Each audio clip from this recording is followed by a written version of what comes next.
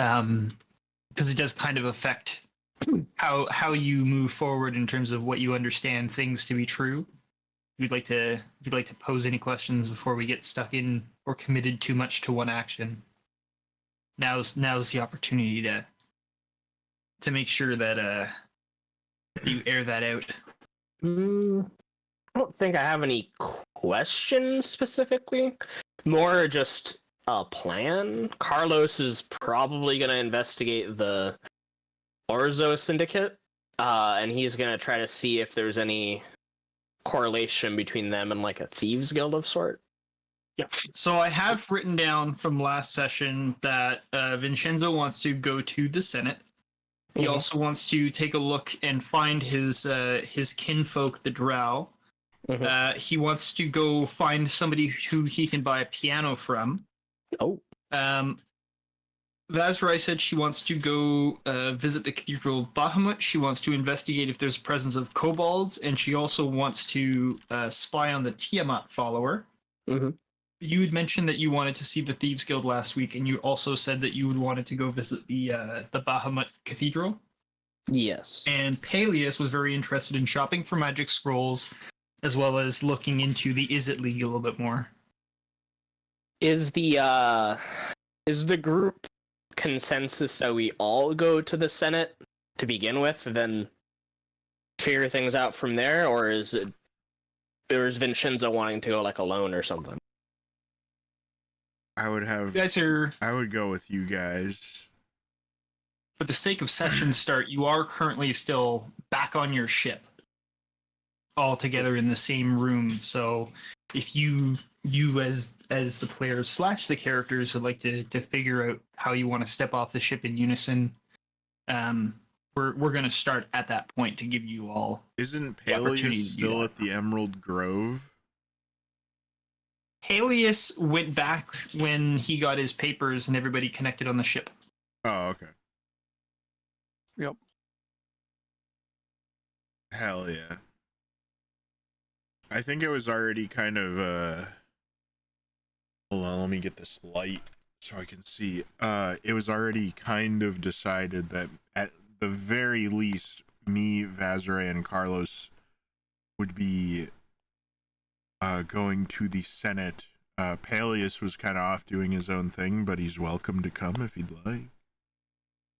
Paelias would probably fuck off, do his own thing. He's not particularly interested in the political stuff. Vazrai would accompany Vin and Carlos in going to this place. I hope there is one person here that we do not encounter. Bandu. Yeah? I don't want to see Bandu.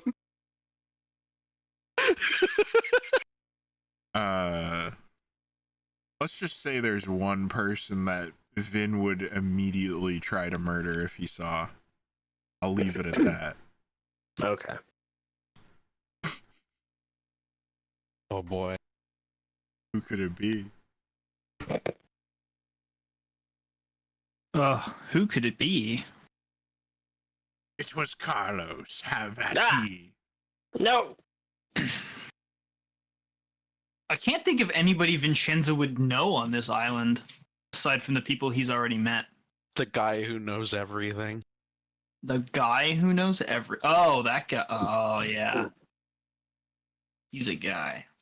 Okay. So you guys want to head off the Senate Toot Suite, and Paelias, you want to go off shopping for gift bags and magic scrolls.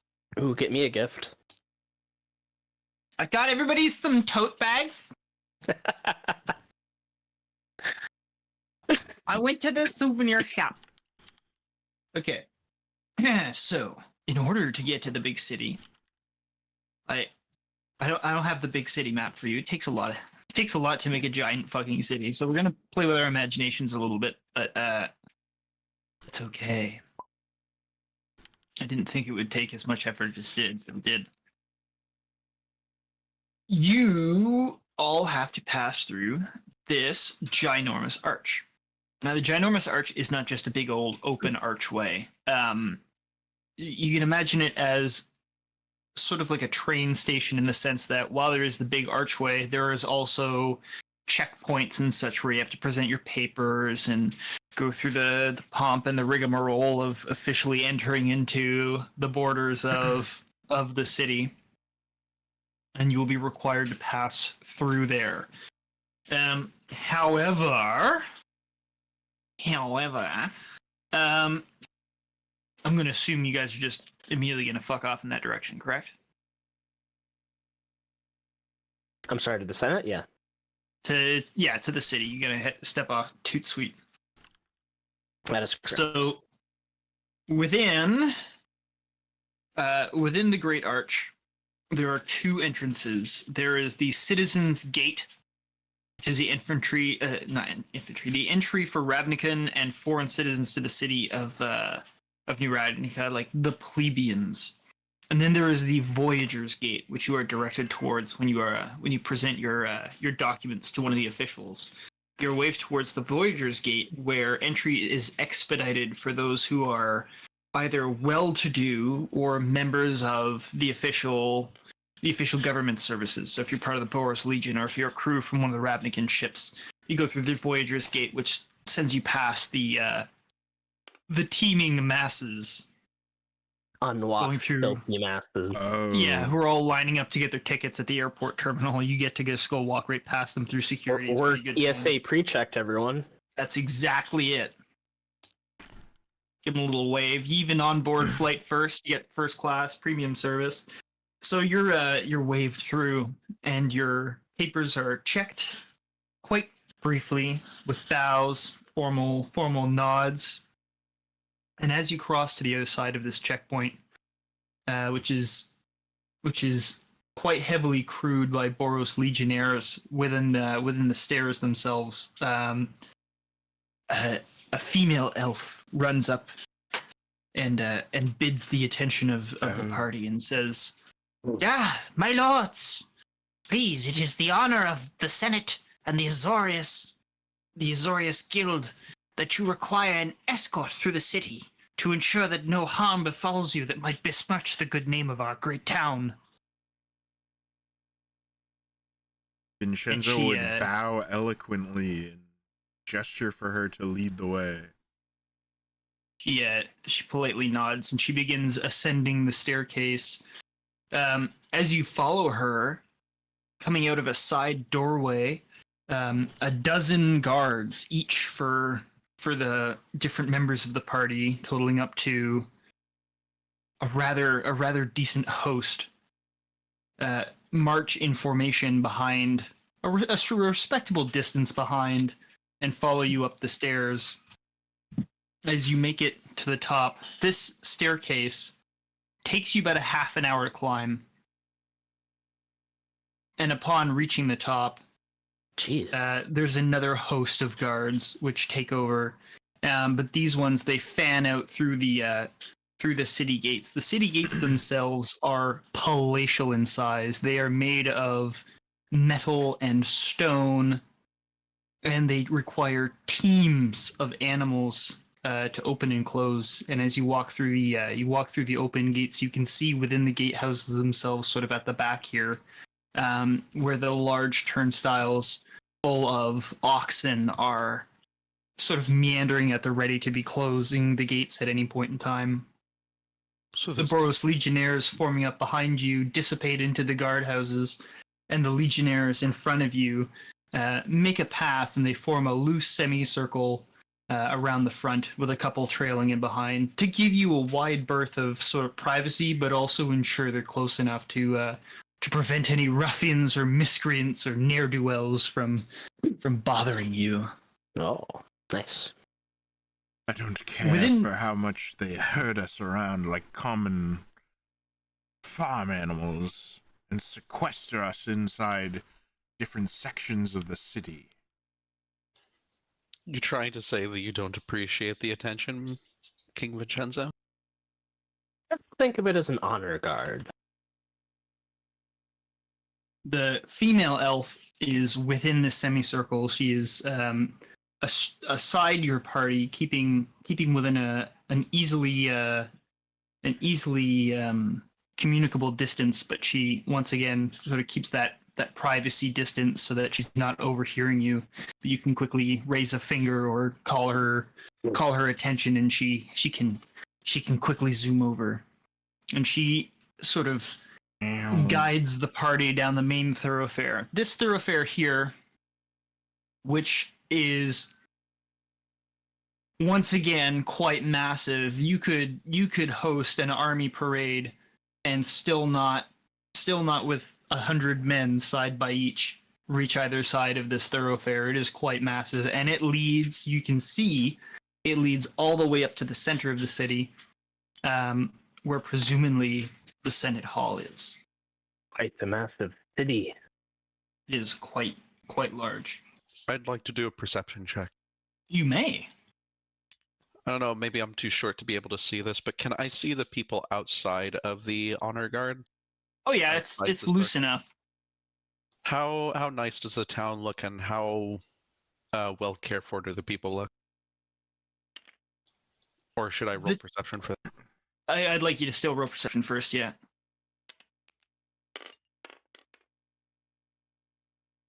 12. 12. You can tell that near the gates, zoom in. So on this side of the city, the houses look a little bit more affluent, and the architecture and design it's a mix. It's a cosmopolitan mix of different building styles and themes. Some houses are a little bit more disheveled, grouped together in blocks. Others look much more ornate and prominent. Is there and thus reflects the denizens who are mingling around. Yep. With the many various kinds of styles, does there happen to be any draconic styles? You notice a absence of draconic creatures. There is a remarkable number of elves. There are a number of the blue-skinned Vidalcan, and there are a lot of goblins and humans. But you don't see any dragonborn, any kobolds or lizard folk that would denote a draconic sort of source of being, lineage, I guess is the appropriate word. Vazray makes note of this. She Means makes that note. Carlos and Vazray must be quite the rare ones here. You're all attracting a lot of eyes, whether it's due to the fact that you are being so well represented, or maybe it's because you are also unique and different from the beings who exist here.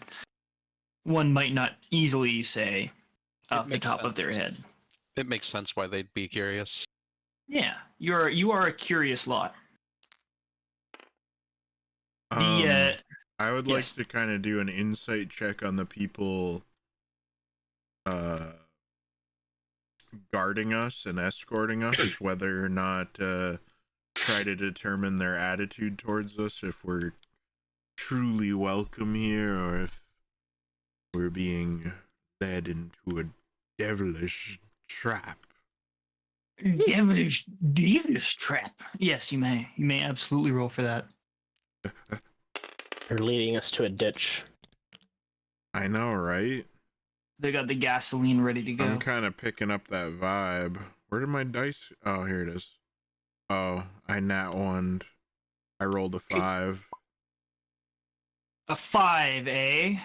It's hard not to be trusting of men in uniform that are herding you to an unknown locale. And especially behind their visored helmets. At the distance, they refuse to look at you or make eye contact, and I'll let Vinshenzo make of that as he may. Yes, Vazray, this place reminds me of Confluentia. Do not remind me of that place. The guise of pageantry and affluence with a sickly core. Sickly core, indeed. See. The walk to the Senate. You are surrounded by 48 guards. with your little assistant there, and they plow the way through to ensure that you don't ever have to even risk thinking of rubbing up shoulders or bumping elbows or even catching a whiff of the unwashed masses. You are escorted with great professionalism and security towards the Senate Hall. The Senate Hall, it feels like you're walking towards a mountain.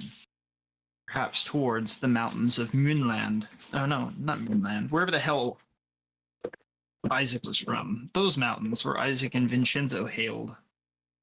It almost feels like you're walking up. Yes, the Undush. I knew there was a U in there.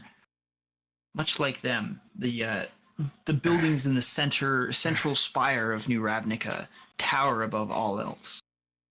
And finally, around sort of late morning, midday, you reach the Senate, and the elf bids your patience as she goes inside to announce your arrival.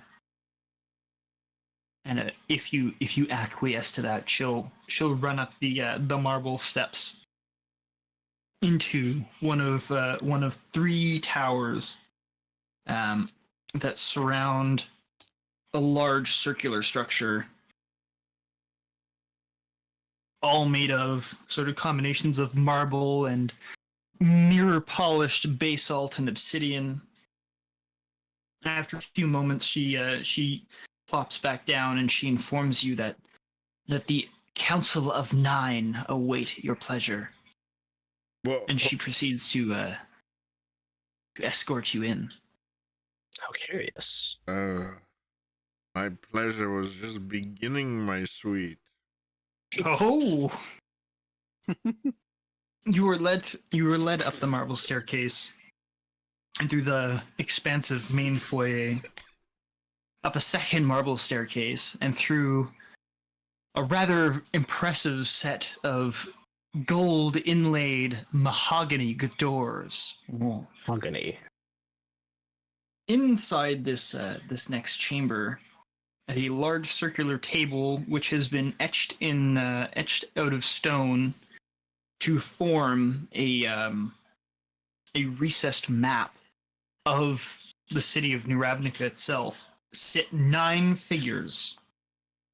We're gonna call it the head of the table, simply due to the massive, domineering form of this creature, sits a sphinx. Surrounding him Creature. is an angel resplendent in holy light. 3 humans, a goblin, creature that looks like a very sickly drow, a Oh, loxodon, and a blue-skinned Vidalkin, all dressed in the colorful robes of their guild. They stand respectfully as you enter into the room, and the elf who had been accompanying you gives way to another member of the Azorius Guild, who announces that the Nicene vagabonds of Sanctuary Island have arrived. wait, did we give them our group title, our band name? Did we do that? I think they've known of us for quite I some mean, time. you are known. It appears you are known, Vinshenzo Cairona. How could this be? I am taken aback. Vazray looks at the rest of the But Vin council. enjoys it. Finally, some proper recognition. The elf mistress bows down low to the ground and backs away into the corner so as to leave you the floor. The mahogany doors close behind you, and you are left in the relative privacy of the council chambers of the Nine.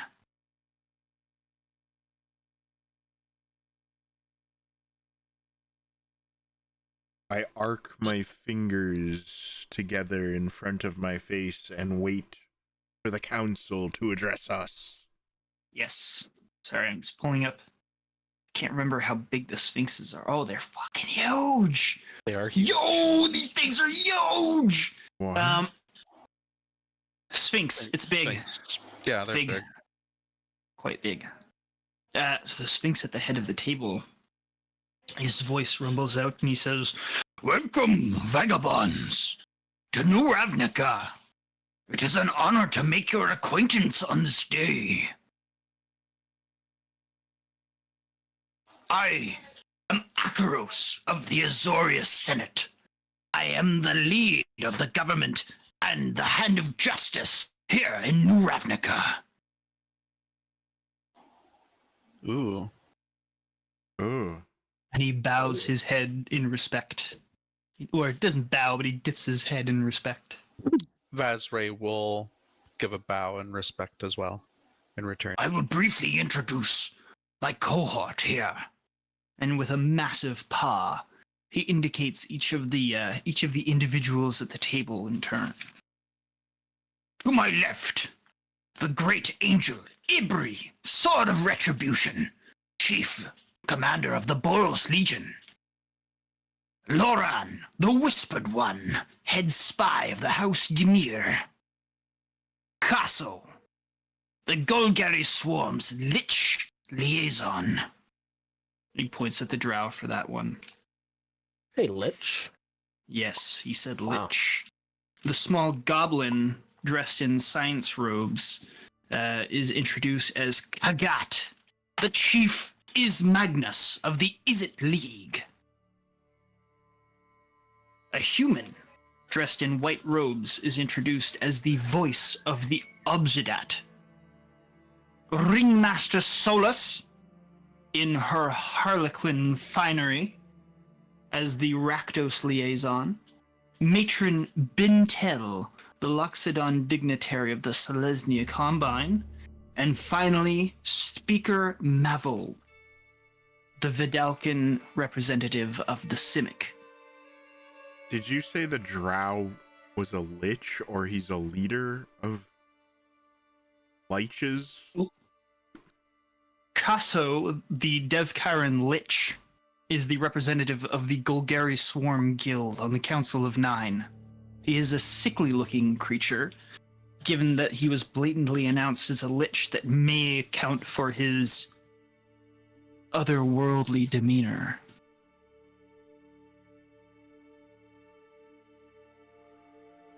Vazray would like to do an insight check on the ringleader of Rakdos. Ever?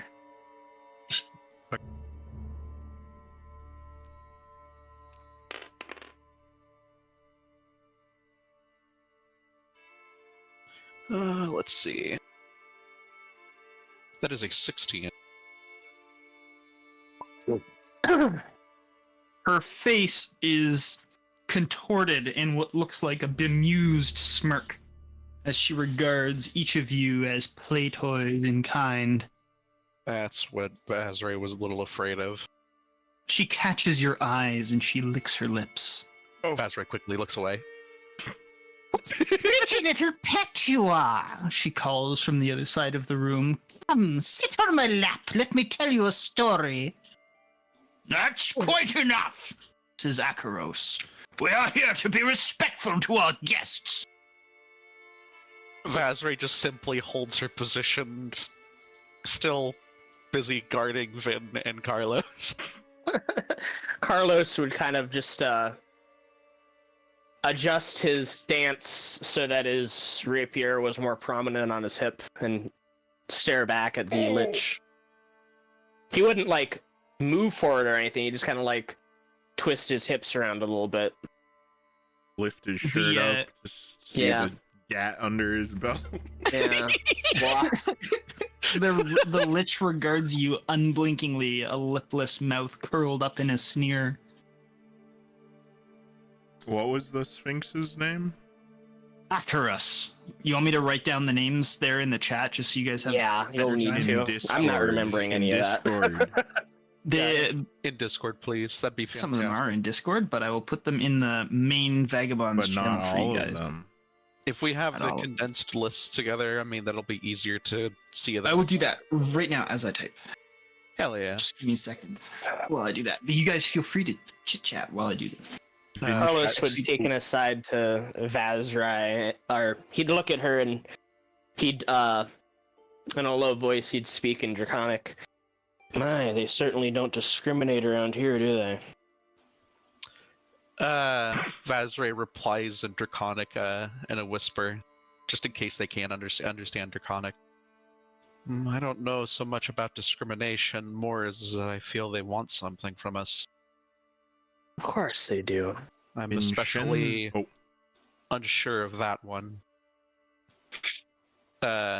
She kind of nods in the direction of the Rakdos ringleader.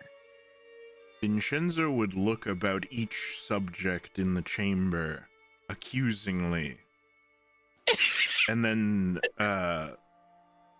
simply state, what was it? Arachdos? Karos, I'm almost done.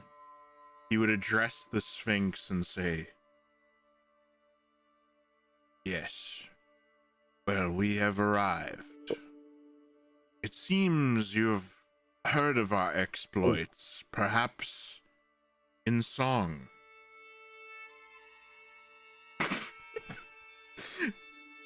What is it that you want from us? I expected you guys to be faffing about a little bit longer. Just give me a second so I can get all these names down for you, and then I can put my full concentration. So there's, just as I'm typing it out, I'll list the names again. So you have Akaros, the Sphinx of the Azorius Senate; Ibri, Sword of Retribution, Angel Commander of the Boros Legion; Loran, the Whispered One, Human of House Demir; Kaso, Devkaran Lich of Golgari Swarm. You have Kagat, who is a goblin. He is the chief Ismungus of the I must say, Carlos, I'm rather surprised to hear those words come from our mouth. I would expect them more directed towards you, but then again...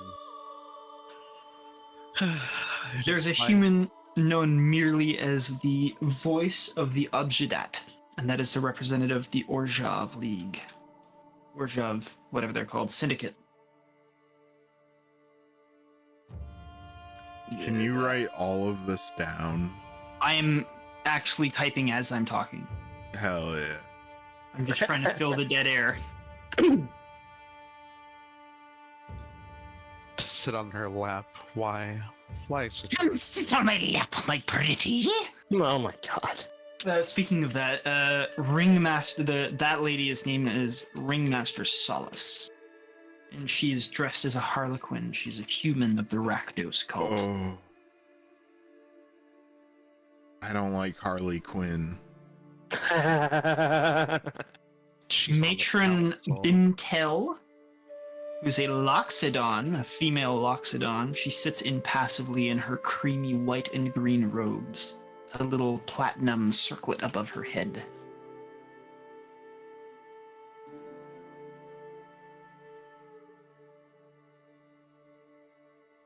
Oh my goodness. My mouth goes faster than my typing, apparently. And then last but not least, Speaker Mavel, who is a Vidalcan, like Captain Collins, the Blue Folks of the Simic Combine. There you go. It's in Nicene Vagabonds. Okay, sorry, what was the... You'd made a statement, Vinshenzo. Could you refresh me on the details so that I can respond in kind? Vinshenzo would look about each member of the council in the chamber accusingly, and then say, "Yes, well, seems you have heard quite a bit about our exploits, who we are, where exactly we hail from. Do tell me what your intentions are." Baros's voice booms out and he says, Yes, we have heard much about you and your kind. We are eager to develop positive trade relations and open new friendships with those who exist among the high seas. It is beneficial for us all to unite this world in civility, do you not think, Lord Vinshenzo? Indeed. I must ask. I must ask.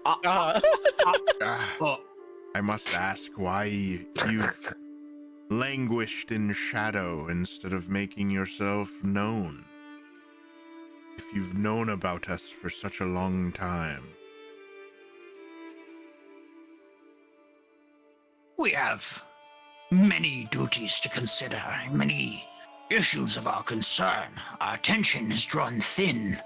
We had intended to send an envoy of welcome and greeting in due time, but fortune favors the bold amongst you. You have found us first and made the first opening move, to everybody's credit. Alas and alack, I wish that we had been the ones to open the doors of negotiation and friendship ourselves. How did you find Sanctuary Isle? How do you This know point- its name? How do you know of the Nissian vagabonds? at this point in time, the human sitting to the right of Akaros, who is introduced as the Whispered One, answers equally in whispers. He seems to naturally fall into shadow, though the room itself is quite well lit, and he says, There are many loose lips, my lord. Many stories told on the high seas of your exploits. One need only listen, if one has the mind.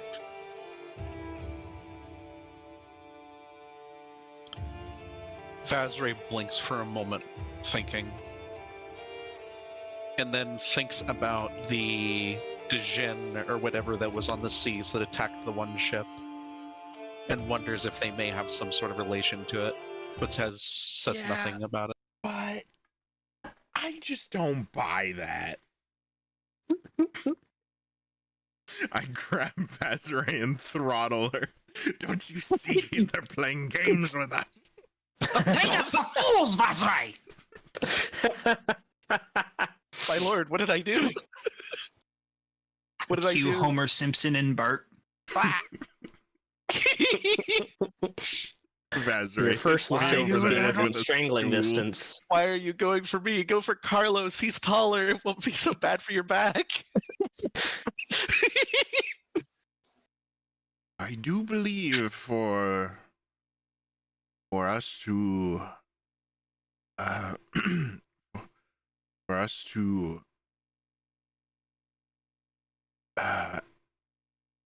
act in such diplomatic ways as you say, that we be privy to or we I don't know how I want to say. You want to take a second to choose your That- words, you that can. you Don't feel expose all secrets and leave none left, and to Vazray treat us as equals. Vazray looks to Carlos for a moment and whispers in Draconic. I think it's that old elven wizard that we rescued. Oh, Cool. curiouser and curiouser. If Do you this think- person is the Whisperer of Shadows, think of all the shadows that we found there. Why is he the only one that survived of all people? He could be the one that could be in contact. He has great magic, does he not? I do not know. I was not as familiar with him as the others. I wonder if he may be the one that's responsible for this. Speak Uh, plainly, Vazray. As I said, let there be no secrets at this meeting. Vazray looks between the rest of the Senate and then looks to you. And Vazray speaks. Well, if the Whisperer speaks in the way that he does, I'm beginning to question if I know who it might be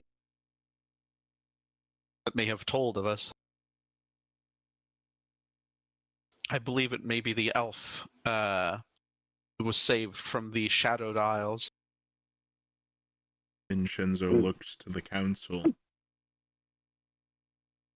The council all look at the Whispered One, and the Whispered One looks up at Akaros, who turns his piercing gaze quite directly, and the Whispered One says, "My lord, my great Sphinx, you are aware that we have many secrets. I do not care. Do as the Drow says. There are no secrets in this meeting." And he relents and he says, "Well, House Demir trades in information, my friend. We have a great many eyes and ears on all Ravnican ships that leave our shores, including the great captain who chose to swear allegiance to you and renounce us. We are aware. Oh. We are always watching. You were informed post-haste of your dealings with Captain Collins by a member of his crew.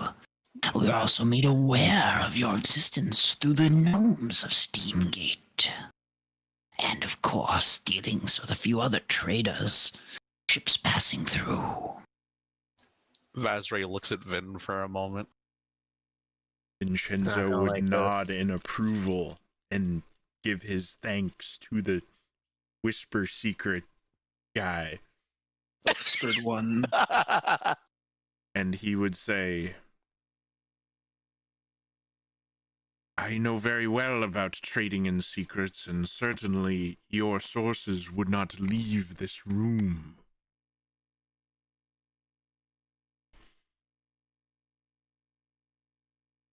My respect. From one of the shadows to another.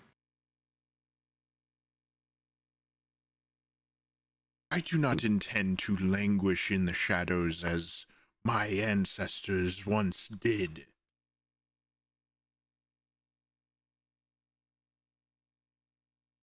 And what is your intention, cousin? Says the Lich for the first time.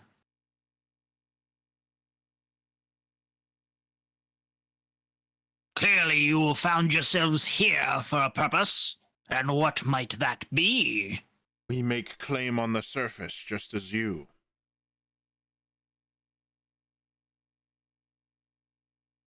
I You do present not... yourselves to officiate your sovereignty? Yes. But you already knew Accurate. that. Some of the guild, some of the council members nod their heads, sort of approvingly, and others merely listen on. Akaros speaks up after a moment, and he says, We have no wish to disturb your claim on the island you inhabit. It is your home as much as New Ravnica is ours. You have no worries. We will not invade your sovereignty. Vazray would like to do an insight check on that particular statement. Hell yeah. "Okay, roll insight on the Sphinx."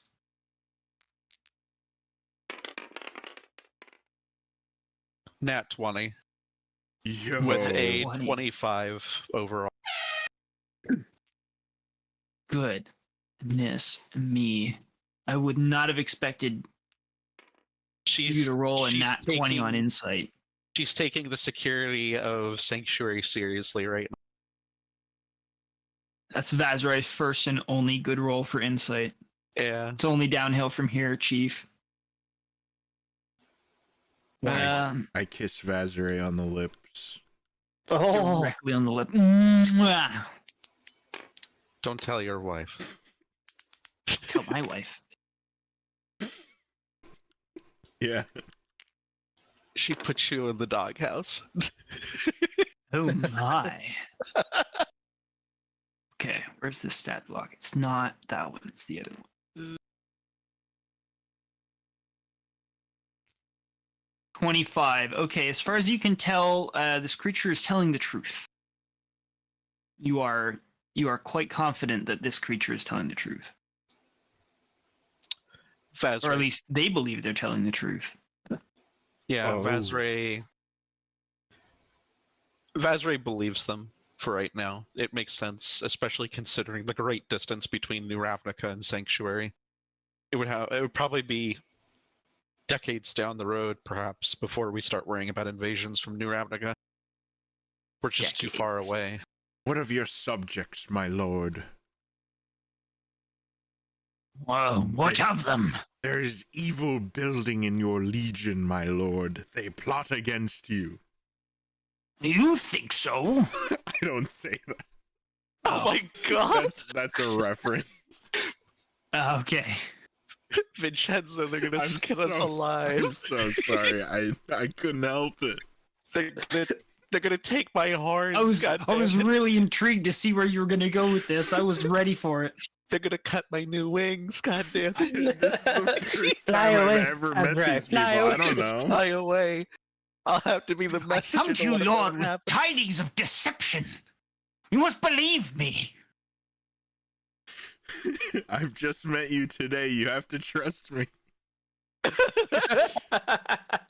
I will ask him though about his subjects. I will say In general, or yes. Forgive me, but can your subjects be as trustworthy as you, as honorable? I do not claim to be ruler of this land, merely you the just- arbiter of its laws. You just did. he's the head of the council. The head of the council. Yeah, they which- He's the head of the council, but he's not claimed to be king or anything like He's that. the head of They the equally council, rule. but he runs the Senate. Yeah. Yeah. But the Senate, He's the prime minister. He's the Senate Yeah. majority leader.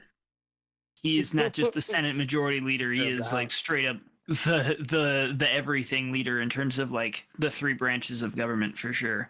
Yeah. Yeah. He's like the United States at the UN. It's like, yeah, it's in New York. It's yours. I mean, yeah, basically. He tells you, gotta think about how to word this. While I cannot speak for the individual attitudes of the people of New Ravnica, what I can tell you is that here they are bound by magical law. And through that, the decisions of the Council of Nine, we have no intentions of aggression on your people. If you were to receive any of such from the citizens of New Ravnica, they would be punished to the fullest extent of Ravnican law. Hell yeah. Pretty good.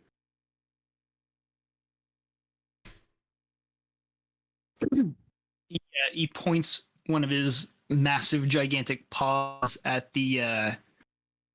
I don't know if you guys have your little trinkets on you that you were given to wear or to keep on you because you have the pendants and the papers and all that shit. Vazray But has it- those. He's gonna point his massive big finger at his chest. Happens to have it pinned. That and he says, So long bear the color, friend. You're lagging. And any- You're lagging. "Really am." I'm sorry. 999. Good luck, everybody. 999. Oh, he's back. Oh, he's Am I gone. back? Oh, he's back. He's back. He's gone. He's back. Oh man, this is what happens Oh. when you have your internet service provider is government contracted. Back again. Womp Back womp. again. There he Yeah, is. my my service provider doesn't actually care about the quality of internet they provide because their client is the government, not the people who pay for internet. So we've been dealing with a lot of blackouts.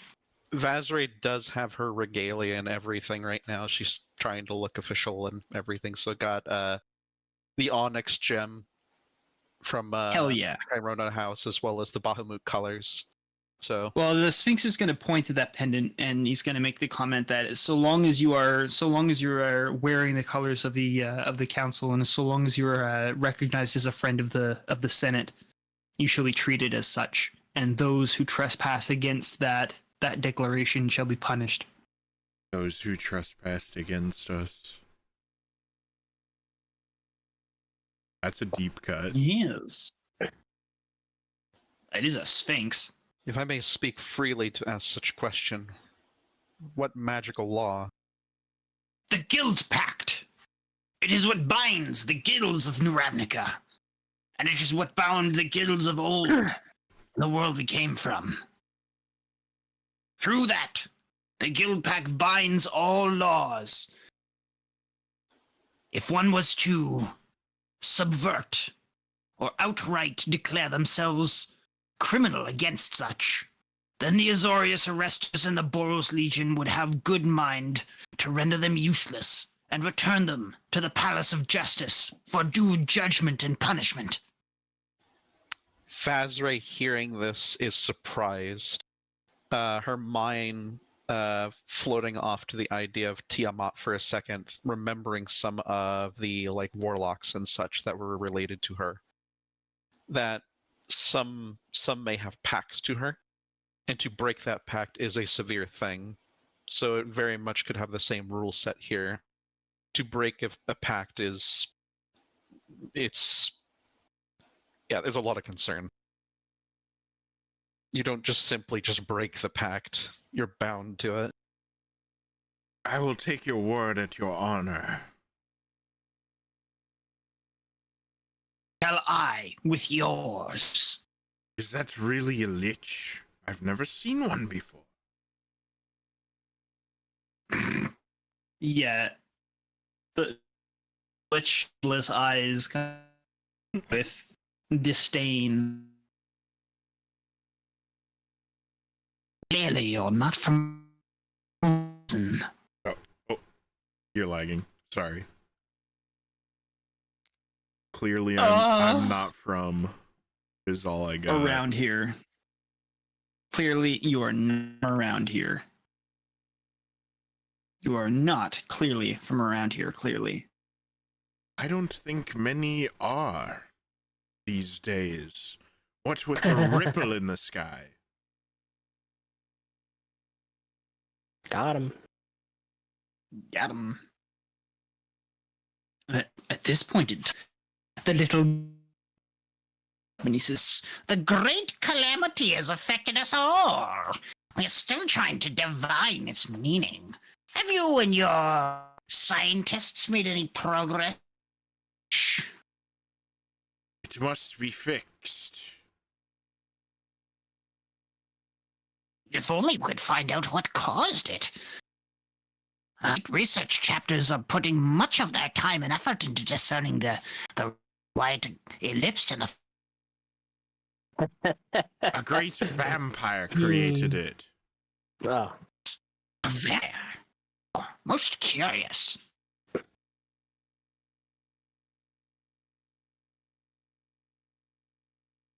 Yes. We tried to stop it, but it was our one and only failing. You have direct dealings with the cause of this calamity. Most curious. If you happen to have any research notes or other such findings and workings, I'd love to read your theories. I was standing there when it happened. I laid eyes upon the tear in the world. Great King, Ask the your goblin question. says, You must yourself away to the confines of the Izzet League. We have many questions to ask, many theories to present. Oh, this is a treasure trove of information. And as he starts to get excited, the standing next to him, the voice of the Obshidet, who is a robed human dressed in cold white robes, silences this creature. And as he's in the midst of his uproar, he just becomes mute. And Did he cast silence on that? N-word? He did. Oh my god. He did. And he regards you and he says, That's enough tomfoolery for now. Perhaps. low ping to Discord, what's that mean? Good luck for you, Knight. Rawr. Perhaps we move on to more important things than playing science. Tell me, what, in the manner of economy and trade, does Sanctuary provide? What dealings with the banks have you?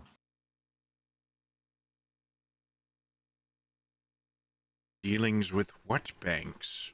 We created a new society. We weren't as fortunate as you to come through the cataclysm with a city below us. Ah, this presents an opportunity for us all. Perhaps for a small fee, the Orzhov would be happy to reevaluate and reorganize your economical system, ensure that your money is safely kept. That won't be necessary. For a mere contract, of course. Signed and documented. Think about it, my king. Great prosperity could come for you at a low bargain. It already has. You cannot see the human's face, but you hear a disdainful growl emit from beneath the cowls of his cloak. We are fortunate beyond our means, or beyond our wildest dreams. Oh, wildest Not only dreams. have we come out of darkness, we have prospered and thrived.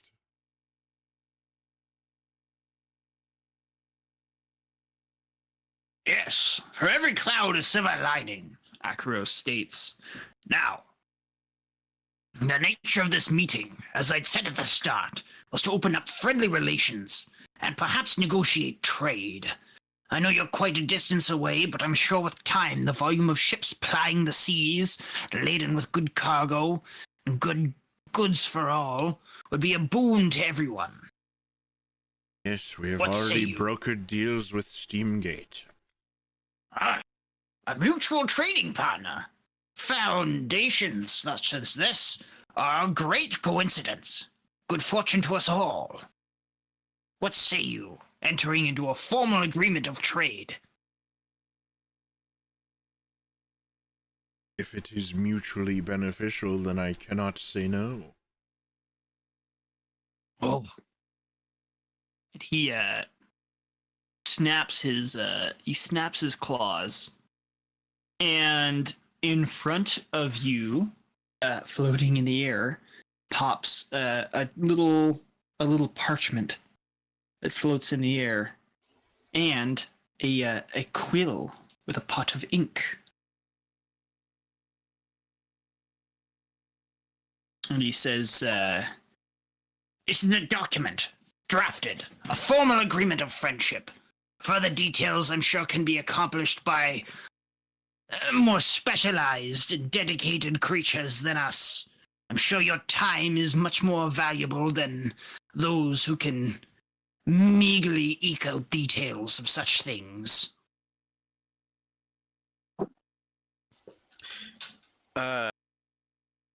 Vazray raises her voice for just a moment to speak to Vinshenzo. Oh, It would be wise before you sign such contract that you make sure to read any fine print. oh. Yes. Ah, fear not, little one. This is not an Orzhov contract. There are no tricks or strange fine print. and he I gives a wicked glance at the Orzhov Syndic. I suspect nothing as much, but it is wise for our good king to consider such things. I snatch Especially the when it comes document out of the air and quickly fold it and tuck it in my suit jacket pocket. And I say, yes, I will review the terms of this contract carefully. Elias move. It's a fool that signs his name to an unknown document. Exactly. Indeed. Please, review on your leisure. You will have our answer before we depart. I look forward to a lasting friendship between Sanctuary and New Ravnica. Says Akaros. Yes, I may see to some of these terms.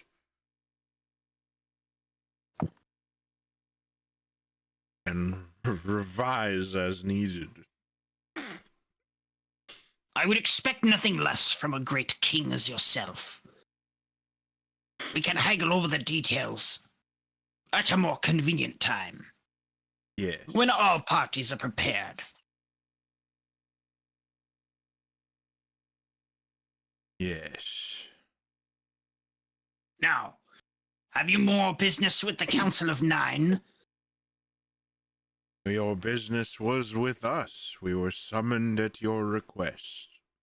Yes. And our business with you has been conducted. Do you have more business with us? That will be all from me. I have Yeah. Oh, Speak, okay. little one. We found something known as the Shadowed Isles that appear to be related to one of your colonies, I believe. There was only one survivor, however, it seems as though the shadows have taken everything else. Is this not your colony? The Shadowed Isles. And he looks at he looks first at the Boros Angel and then at the Whispered One. They're And the Boros Angel shrugs her shoulders, and the Whispered One speaks up and he says, Yes, an envoy ship, my lord, approached this isle, brokered trade with its people, but before they could depart, they were all slain by demons. This is something I know to be true. It was not our dealings that brought the shadows to this place. It was but an unfortunate convenience of the calamity itself, we believe. So you have seen the demons as well. I see and know all, and I know of these demons, and I know of the fate of the people of that island, but I did not know that there was anything left. We had assumed they'd all died, as my eyes and ears had died at the hands of those beasts. Vazray nods in approval, satisfied with his answer. You play a dangerous game, Whispering One, to believe you know all. No, but it seems that he knows much, and that is... You play a dangerous game, my king, assuming I do not. Ooh. You do not. Oh.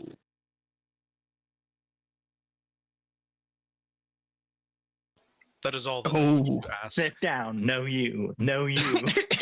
big ol' reverse card. As Vazray for a brief moment looks at the cultist, and then back to the Sphinx. Still a little bit curious why a court jester is here, a part of the council. Is that what you ask, or is that just something that you're constantly No. looking at? I wish she would. I wish She's not she going would. to say that out loud. She's not going to say that out loud. She's just very confused by this cultist. What is your problem anyway? What's the deal with the clown, anyhow? Yeah, Who's what this, who's this loser? One of the members of the council was an angel, correct? Yes, Ibri, the angel commander of the Boros Legion, the highest military commander of New Ravnica. She is in charge of the military.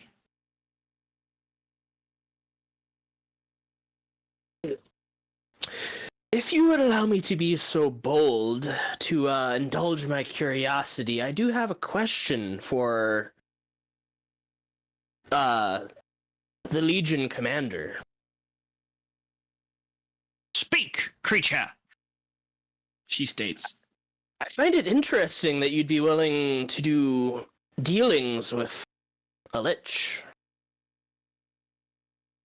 All members of the council are bound and honored by the guild pact, she states, looking disgustedly at the lich.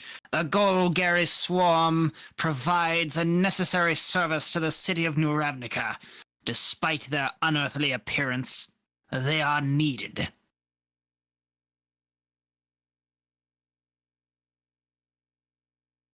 To which receives the faintest of smirks from the Lich. Thank you. My curiosity is sated. She points at the Harlequin and at the Orzhov Syndic. Many here would be labeled miscreants and traitors in their own right, but unfortunately, they are bound by law. If they step out of line, And she pats a rather large broadsword. fear not. I am watching. As they would be watching as well for those that would break their pact. It is the job of Boros Legion to maintain peace and justice on this island, and beyond. We've expanded its borders. None I am shall already at forsake. ease. Safe within my protection, one. I will ensure that these creatures do not unjustly deal with you. But be careful, wily, tricksy. They are foolish sometimes too. This only raised more questions. Loud rock from the Harlequin.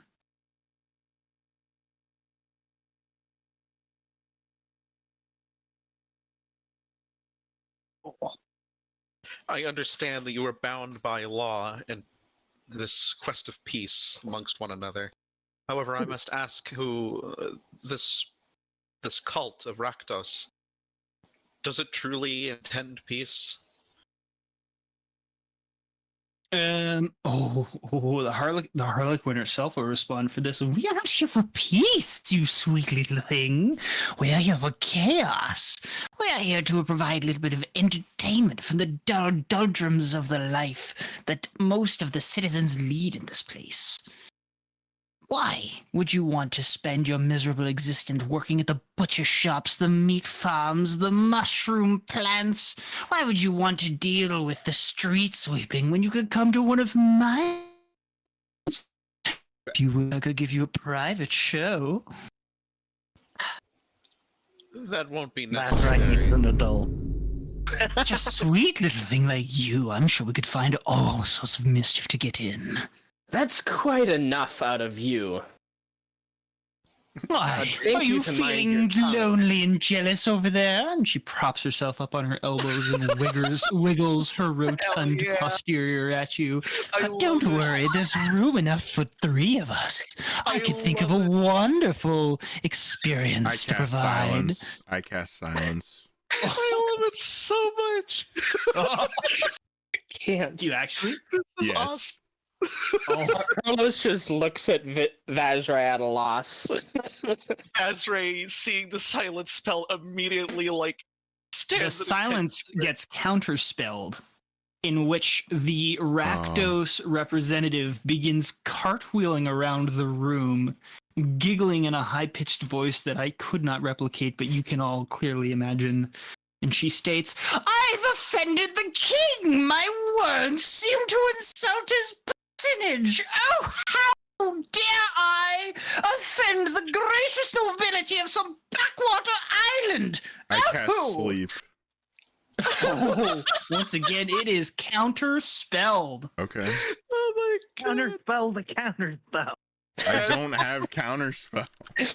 Oh, Vazray simply looks to Carlos for a moment as this chaos is going on. It's like As she respond mid to cartwheels, Akaros the Sphinx just slaps down his paw and says, Return to your seat, Solus. We have business here. Be professional. in which she continues to cartwheel, landing perfectly in her seat after a backflip corkscrew through the air, salting, leaping, and landing perfectly in her chair, returning to the incredibly provocative position she had adopted before her antics. I cast sleep. I believe I have no further. God damn it! All right, roll your dice there, buddy, if you're gonna do it. Okay, well, I didn't know if I was getting counterspelled. Not this time. I fucking hate I'm this keeping track I wanna of murder spell this slots. person. I love this person. This person is awesome. Vinshenzo shall not be Uh. outperformed. Oh shit. 5. I've offended Wow. the king. I've offended the king. Hell yeah. 24. 24 HP. Sorry to Still say check. this, Lord Cairona, but I think your wife could learn a thing or two from this one.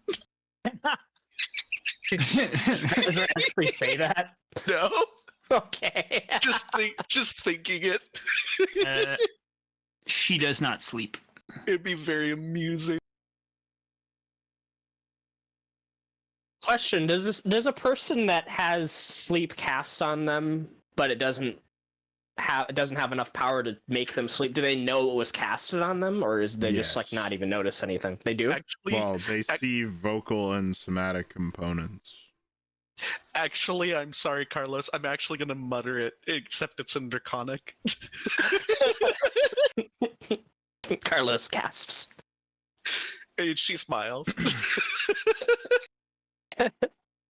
Well, I will say that if you had entered my queen's court, you would not be insulted such as this.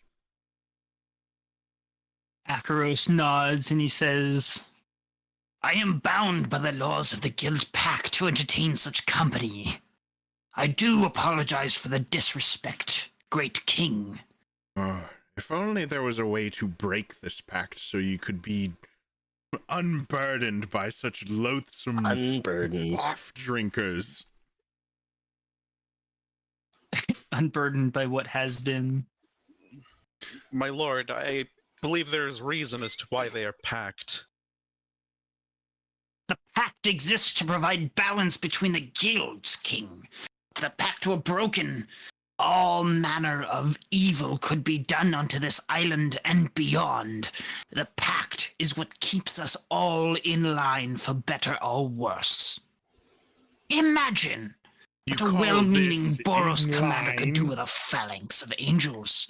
Yes, the Rakdos Guild, as impotent and annoying as they are, could be very dangerous in their own right if unleashed full force. With this, we can keep them in line. He speak truth, my lord. It makes sense to me.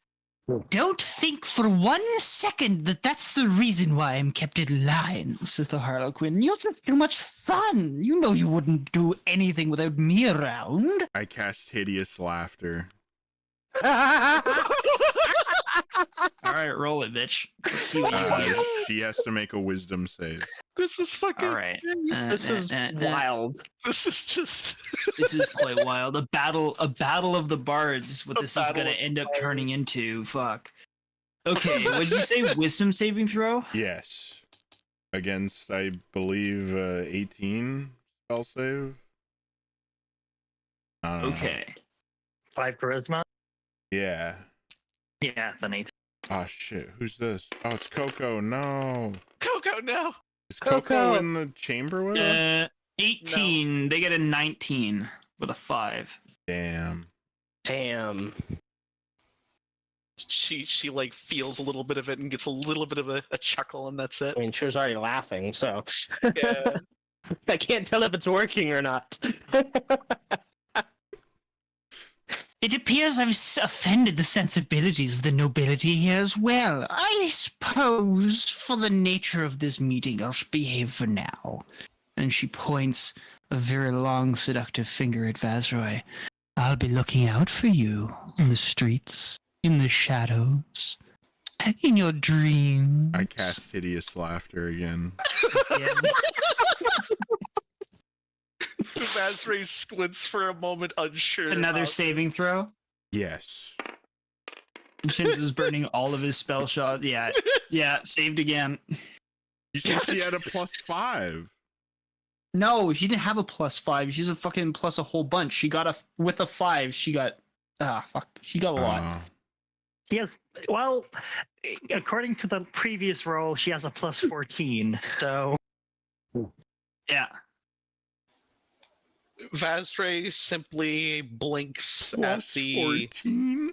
at Gulp. the Rakdos later. What? The Council of Nine are all the guild masters of the guilds. These are the head poobahs. These are the ones that are like, yeah, they're not just like little counselors or nothing like that. No, these are the ones that are in charge of like the entire guild presence in this plane of existence.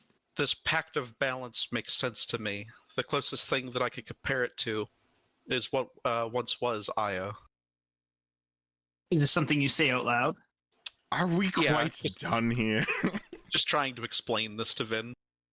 Please, take your leave as you wish. As I stated before, says Zakaros, our business here is concluded. As regards to the trade deals and acts of friendship, when you have amended the documents and you wish to negotiate further, please, we shall do so in due course. As you stated, you would send your reply before you leave. Yes. We shall be waiting. Yes. Perhaps I will. Perhaps I will. Vazray holds her tongue, just listening to the conclusions for now. As for the answer to Coco, Coco is allowed to roam so long as he makes sure to return to the ship by a particular time of day. I don't know what that What means. happens- For the sake of argument, what happens if Coco were to be attacked or killed? Like, He do just- you know about it, or Your mom. considering this is a familiar, that depends on how that bond works in this universe. Otherwise, Coco would simply poof, and that's it. I'm aware that Coco would poof, but would you be aware of the fact that Coco poofed? Probably not. Oh, I would need to probably focus on that. good luck, everyone. Yeah, Love Coco. I've allowed Coco to roam freely, so long as he returns to the ship by a particular time at night. What is Paelias up to? Yeah, are you guys done with your meeting? Would you like to withdraw into the background? I leave Vazray's done with or without yeah. Carlos and Wow, Carlos will leave. Sanchi Doo-Doo. Sanchi Doo-Doo. He has a proper name. He's a noble, goddammit. Or at least He's posing lying as about that, but I don't know that he's lying.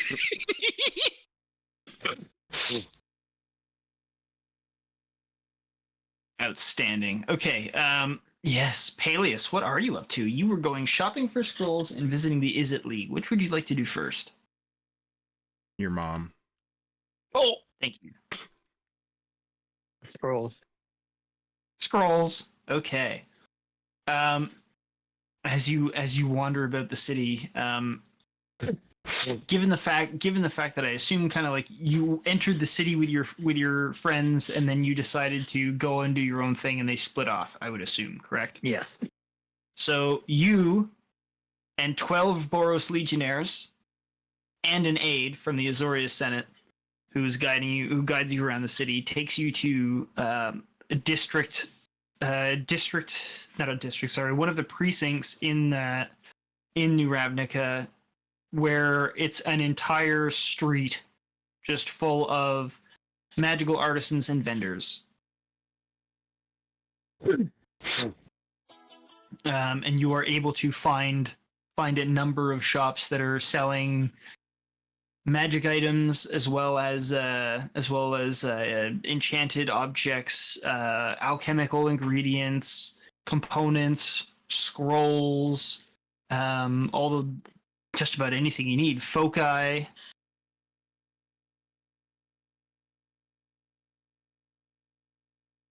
Things that are like super rare and legendary. Obviously, you're not going to be finding, but like common and rare magic items, as well as a lot of scrolls, you are able to find.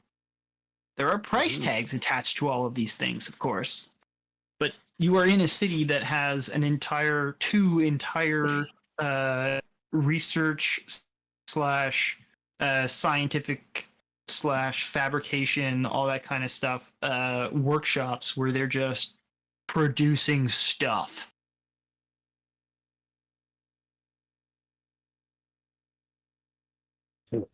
So my question to you really is, what kind of scrolls you want? How much you want to spend?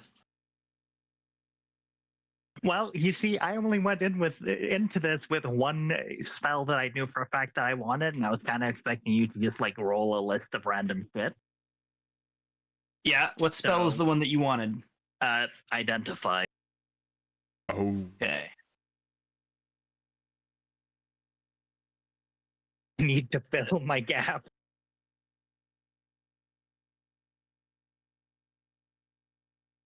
Nah. Let me just get a cost for you. It is a first level spell, which really ain't that bad.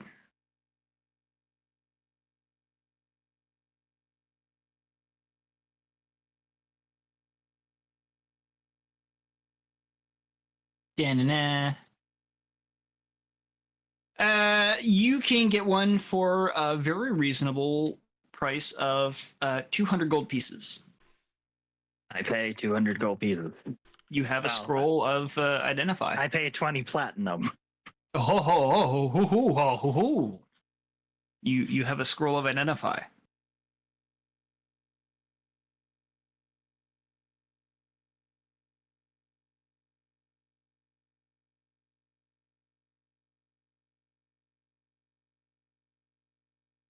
Let me just scroll a little here. that's a handy scroll. Hell yeah. Handy dandy scroll.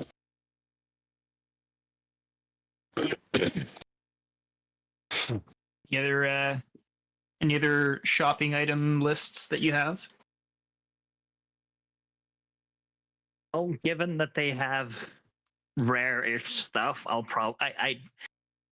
probably get back to you later once I've had a look at magic items and stuff, because I haven't planned on anything in particular. So you can find up to rare magic items and scrolls. Things that are like incredibly rare / legendary are not things that Very rare. First of and all, legendary. your value You are lagging out. in a Bitch. Bitch. bitch. I'm gonna wait till the numbers drop down.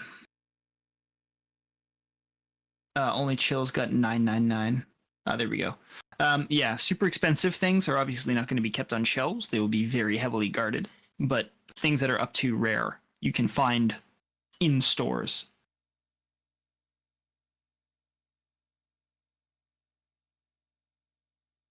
Yeah. So you said you wanted to get back to me on that, which is totally fine. Because I'm aware that kind of opens a lot of doors of like, oh crap, now I got to look and see what I want. Yeah, I'll we can fast forward to going to the Izzet League. Yes. And I'll get you a list later once I've had a look. Faux show. Okay, well, conveniently, the Izzet League, given the fact that you're in sort of the district of magical, or the precinct of magical stores and workshops, also happens to be the home of the Izzet League itself, and its laboratories. The laboratories are built like fortresses, but not fortresses in the sense that like defensive establishment, more like they're incredibly hardened against magical mishaps. Oh. Oh no. For reasons. For reasons of boom. Yes, and as you enter into the confines of the precinct laboratories, you are explained, or you were given sort of an introduction by the liaison who walks with you, and this liaison, who's a Vidalcan, tells you that there are a number of different branches of research and study that are attended to by mages and scientists and such like that. And she lists them off. There's the Laboratory of Pyrology, which works on anything regarding heat, fire, and explosions. There's the Laboratory of Storms and Electricity, which is controlling weather as well as containing and conducting electrical energy. There is the Laboratory of Metallurgy, which researches different smelting and forging techniques, as well as handling a lot more of the the artificer side of the magical spectrum. There's the Laboratory of Alchemy, Laboratory of Orientation concerning teleportation and spatial recombination. The Laboratory of Mimography studies the means of duplication. The Laboratory of Continuism emphasizes the study of temporal manipulation. Counter magic is researched at the Laboratory of Arcane Geometry. Then there is the Laboratory of Gravitational Inversion, which conducts research on the means of flight. And finally, the Laboratory of Plasma Dermatology, which researches the combination of opposing elements for the purpose of creating creatures that the representative calls weirds. Ooh. All right. Well, I'll give you this little snippet as to why potentially that there's a lot of blast proofing on these laboratories. But as you enter into the actual sort of campuses of these laboratories, you notice that there is what some might call an unhealthy number of goblins wearing science uniforms.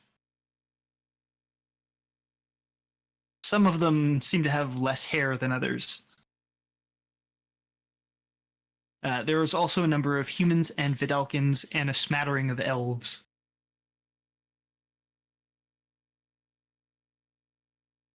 Yeah. So that's yeah. There's a lot of nice parks. There's a couple craters that have been like roped off by construction fencing, but for the most part, it's a fairly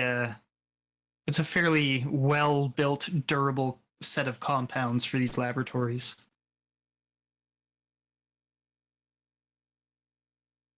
all right. Well, I'm interested in the what was it? Laboratory of Orientation. The laboratory Teleportation and planar Yeah. shit. The Laboratory of Orientation, concerned with teleportation, spatial recombination, and multiple workshops that seem to appear and disappear at random, sometimes even before your very eyes. And as you're being led into the direction of this, the main campus building, in fact, does just vanish from existence. And the liaison seems entirely unconcerned by this, as about 3 minutes later, it pops back into existence about 3 feet to the left of where it was before, leaving half of a crescent moon of a crater around the outside of the laboratory. And also now there's a tree that's part of the east wall. Once there was a full tree, now it's kind of like half a tree.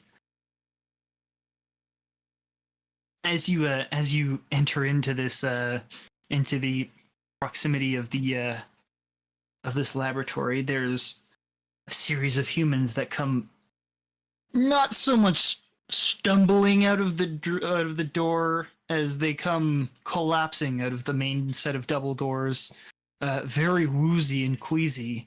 And one of them, who's got a pair of goggles on, says, I think we overdid it a little. We're gonna have to try and dial it back about 15% next time.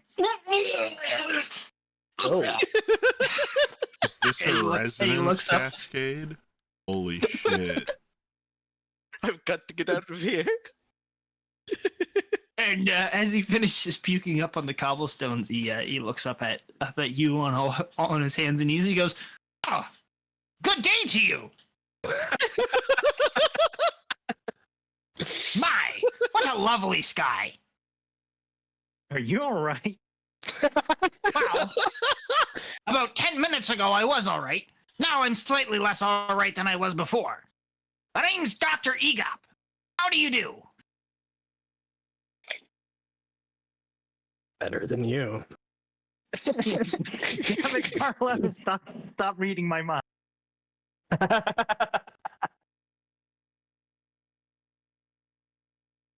We're trying to find a way to quickly redeploy our laboratories to new islands, but unfortunately we only made it 3 feet this time. I'm hoping to make it a little bit farther with my next experiment.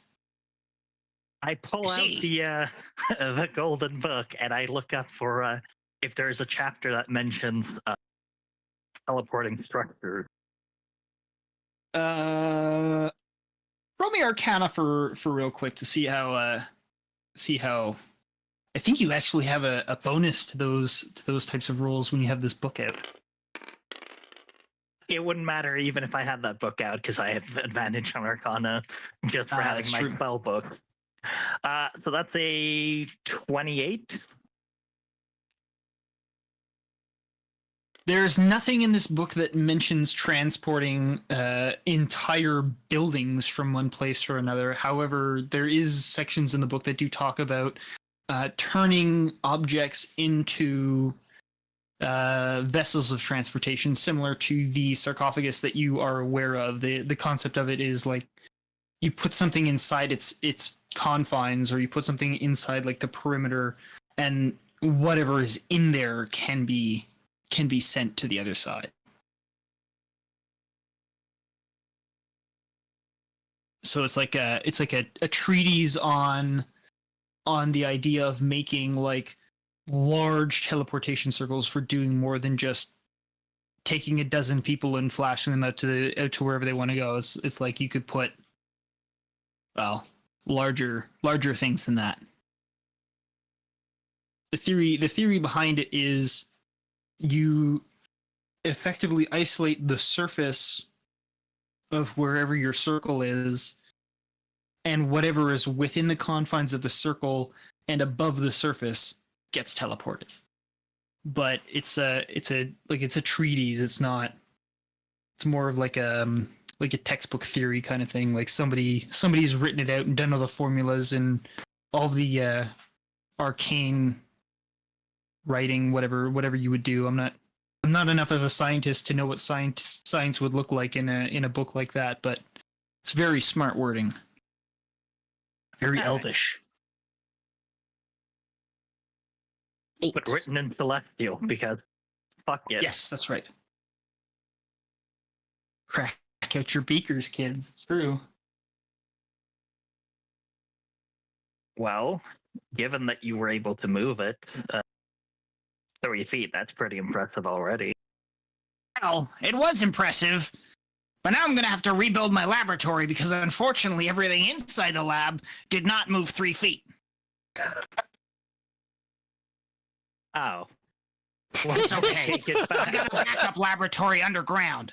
Hopefully, I can move that one without disrupting the rest of the island's infrastructure. This guy might be Press dangerous. the X down. Yes. One of the other scientists says, "Well, Well, it's going to take us a couple of weeks to move the equipment from the basement up to the main lab. and then Dr. Egop says, Well, what if we teleport things from the basement up into the main lab? That would save us a lot of time. Oh my Well, god. we tried to do that last week, but it didn't work so good. No, it's fine. I think I got a handle on it. Don't worry about it. Well, Say. how are you gonna What, teleport it? By the a lab or the mechanism? equipment? The equipment. Well, By a mechanism or just fuck it? he spreads his hands wide and does like the jazz hands thing, and he goes, by magic. What? By magic. Anything can be shit. done with the proper application of magic. And a little bit of ingenuity, of course. I close the book and I hold it up because I've got some good theories in this book on Ah, good teleportation. theories, eh? Not for teleporting a whole structure, but smaller things, planar travel. Huh. You know, Are you handing him the book? I'll let him have a look at it. Okay. He takes the book, he looks at the cover, and then he hands it to one of the goblin scientists that's like also trying to get up to his feet. And he's like, "Wow, this is really good. Here, take a look at this, Clyde." And Clyde looks at it and he like whips through a couple of pages and he looks up at Egop. He goes, "I don't know what it says, boss. There's no pictures." Oh shit! Well, Read, motherfucker. Oh, you can't ask a goblin to read. That's just doing too much. Look, they can do a lot, but reading, that seems to be a little bit up in the air for them. I like to keep them over in the fire sector, so that way when they explode, I don't have to clean up the mess. Sorry, don't worry about that, Clyde. You're okay. You're different.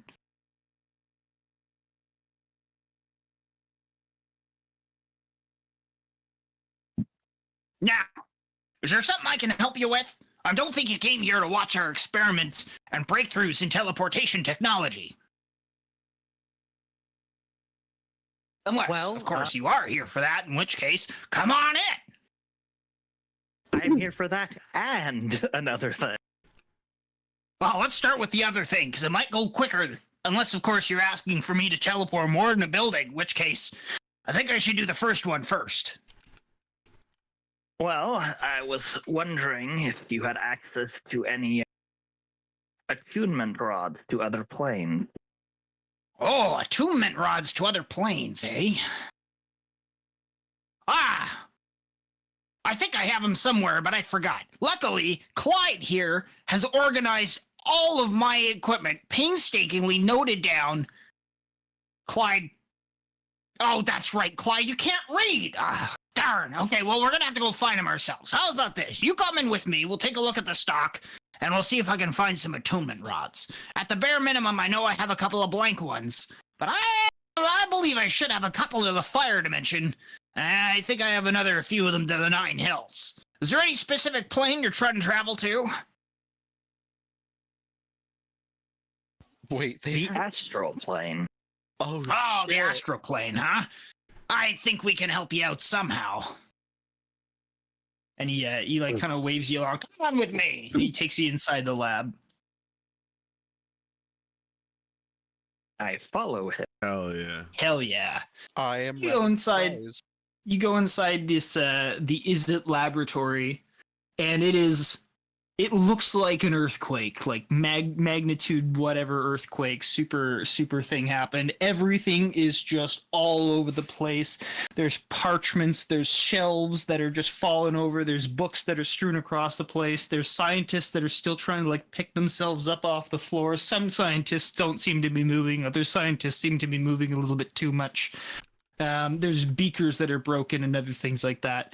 And he leads you down into a basement, and then from that basement somehow you end up on the second floor without actually going up any stairs, and he leads you into a small storeroom that's lined with warehouse shelving. He starts picking through a couple of things, and then he doubles back into the next room. He's like, "Oh no, not this one. I think I left it over here in room 2B." He goes over to room 2B and he starts sorting it. He goes, "Yes, here you go, attunement rods," and he shows you lightning rods. And he looks at them quite proudly for a second, and he goes, "That's not an attunement rod, is it? Shit, I think I'm at 3C. Okay, let's go to the 3C." And he takes you to the next room, and then finally, after about 20 minutes, finds you attunement rods. And as he stated, he got 3 to the 9 hells. He got 4 or 5 of them that are entirely blank, have yet to be attuned to a plane, and then one of them goes to the elemental plane of fire. Oh no. Oh shit. Now I'm sure you know what the deal is between us scientists here at the Izzet League. You can't take something without giving first. So, I won't ask you for money. I'll make you trade.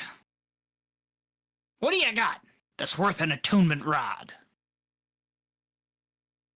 Ooh.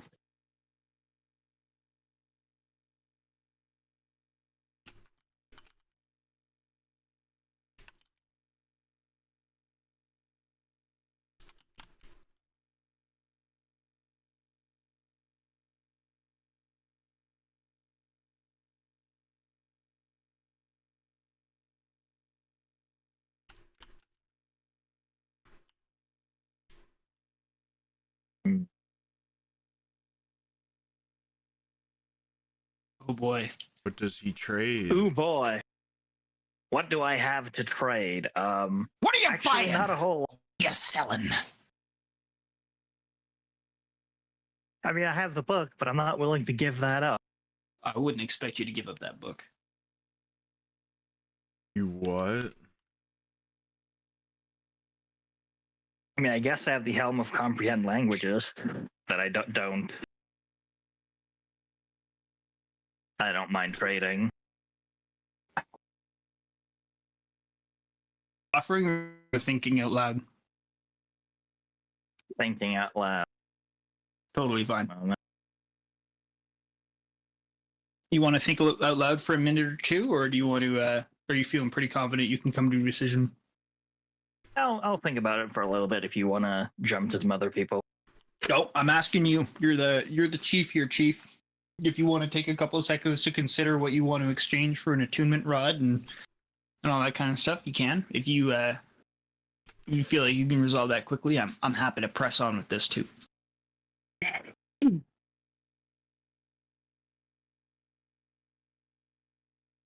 Not to put you on the spot, but you're on the spot. You put me on the spot, you son of a bitch. Yeah, no, I'm not good at improv. I'll offer the Helm of Comprehend Languages if that's. Oh yeah. Yeah. Dr. Egop eagerly takes the helm, immediately puts it on his head. He goes, Wow. I don't know if this can fit all of my brain power, but I really like it. Oh, finally, now I can understand what everybody's saying behind my back. All right, here you go. You want a blank attunement rod, or you want one of them that's already tied to a plane? I'll take the one that's attuned to the plane of fire. All right. And you know what? Because you're such a swell fella, I'll give you one of the blank ones, too. and he hands you 2 attunement rods, one that has yet to be attached to a plane, and another one that has been attuned to the plane of the elemental plane of fire. What a swell guy. Now, if anybody asks, you didn't get it from me, you got them from Clyde. You got it? Sure. All right. We hire and fire interns all over the place, and they're usually the ones who steal stuff, so everybody will believe you without asking any other questions. Because I'm not technically supposed to be bringing out serialized kit and giving it to outsiders, but you seem like somebody who's a trustworthy fella.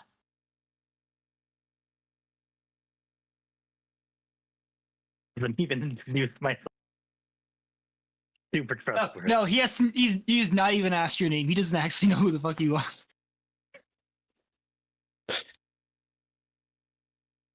In all the commotion, I've got to introduce us, and I'm just gonna roll with it. Fuck yeah. All right. Well, if you want to move to some other people, I think I'll hang out with Ego. You're gonna hang out with Egop and do some science? Yeah, we're gonna do some mad science. Fuck yeah. Alright. Vinshenzo and Vazrai and Carlos Santiago. You find yourselves at the steps of the 3 towers of the Senate building. What do? I would like to find a Temple of Timora, and I would invite Carlos and Vazrai to come along, if they wish. Vazrai wishes to find one dedicated to Bahamut. But, Okay. Your mom. well, Oh, Oh, no, we'll visit Tamura first. We still have to say thank you. And Um, Carlos would follow along. Bahamut afterward. He's along for the ride for now. Carlos, I hope you're willing to make a donation. Perhaps a For small Lady one. I don't say that. small donation of 1 million gold coins. I Exactly. forget how much I dumped into the fountain that one time, but it was A like lot. 14,000 or something. It was so Some- much. An unnecessary amount of gold, yeah. Was Carlos there for that? Because I feel like he would have. I don't think did Carlos that by was there. myself. Yeah, I'm pretty sure Carlos would have been like, "What are you doing?" Start snatching up the coins. Are you mad? Is there a temple to Tymora somewhere?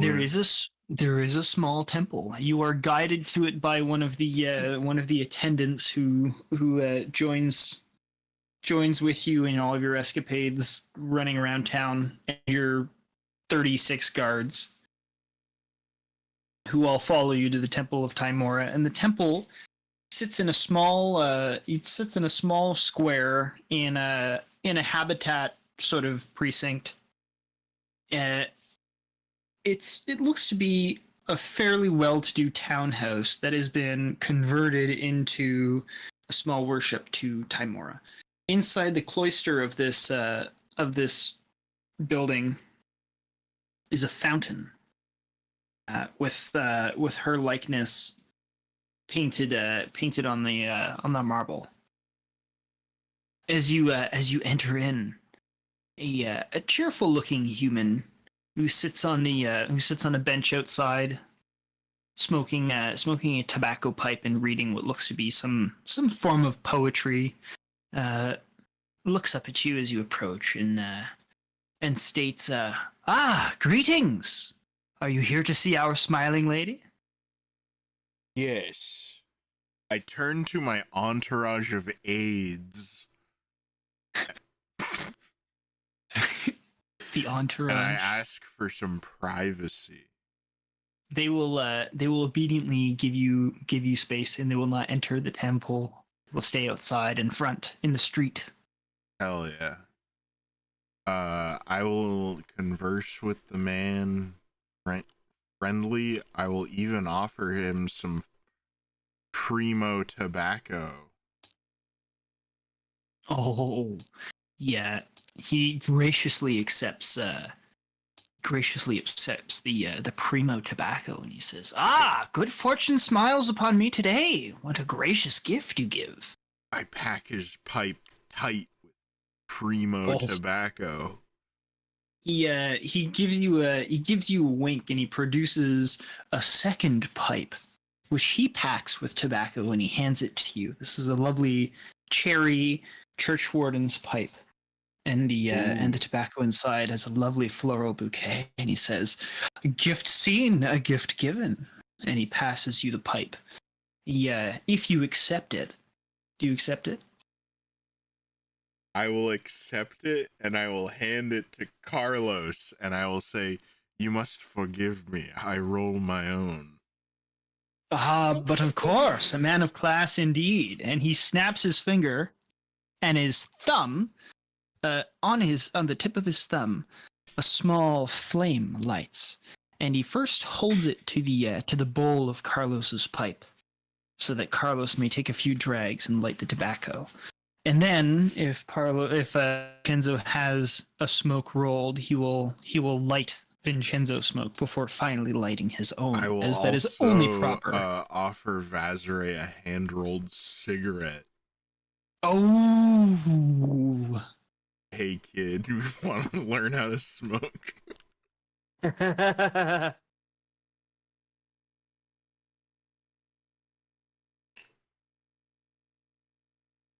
Is Knight here? Oh, sorry. Was that directed at me? I offer you a Only hand-rolled Vazrai cigarette. here. Oh. Vazray simply looks up to you, looks at it, then back to you. No. I know exactly what this lady would like. And the man reaches inside the pocket of his robes and produces a sweet roll. Oh. Yes. Oh! She looks at it. She looks at them just confused. I do He not offers accept this. he offers you the sweet roll. I do not accept this. Oh, I don't came be here rude, to do only, Vazrai. I come here to do only one thing, and that is to pay my respects to Tymora. As she pulls out a gold coin. Oh. Well, That if is you why that I am insist, here. says the priest of Tymora, you may pass through the cloister and present your offering to the fountain within. And he takes a long draw from his pipe and he blows smoke rings into the air. She gives a nod and in respect to him and continues to the back to the fountain. He tosses the sweet roll to one of the guards nearby, who catches it, gives a nod, and devours it. He tried. I'll can't smoke say he with didn't the, try. with the man for a little bit, and then I'll follow Vazure inside. Hell yeah. The man will also the man will stay seated outside. That's the spot where he's relaxed, and he's going to be there. But there's a few more of the temple attendants that are about the cloister, and they smile and nod respectfully to you as you enter, all three of you. I am going to. Oh boy.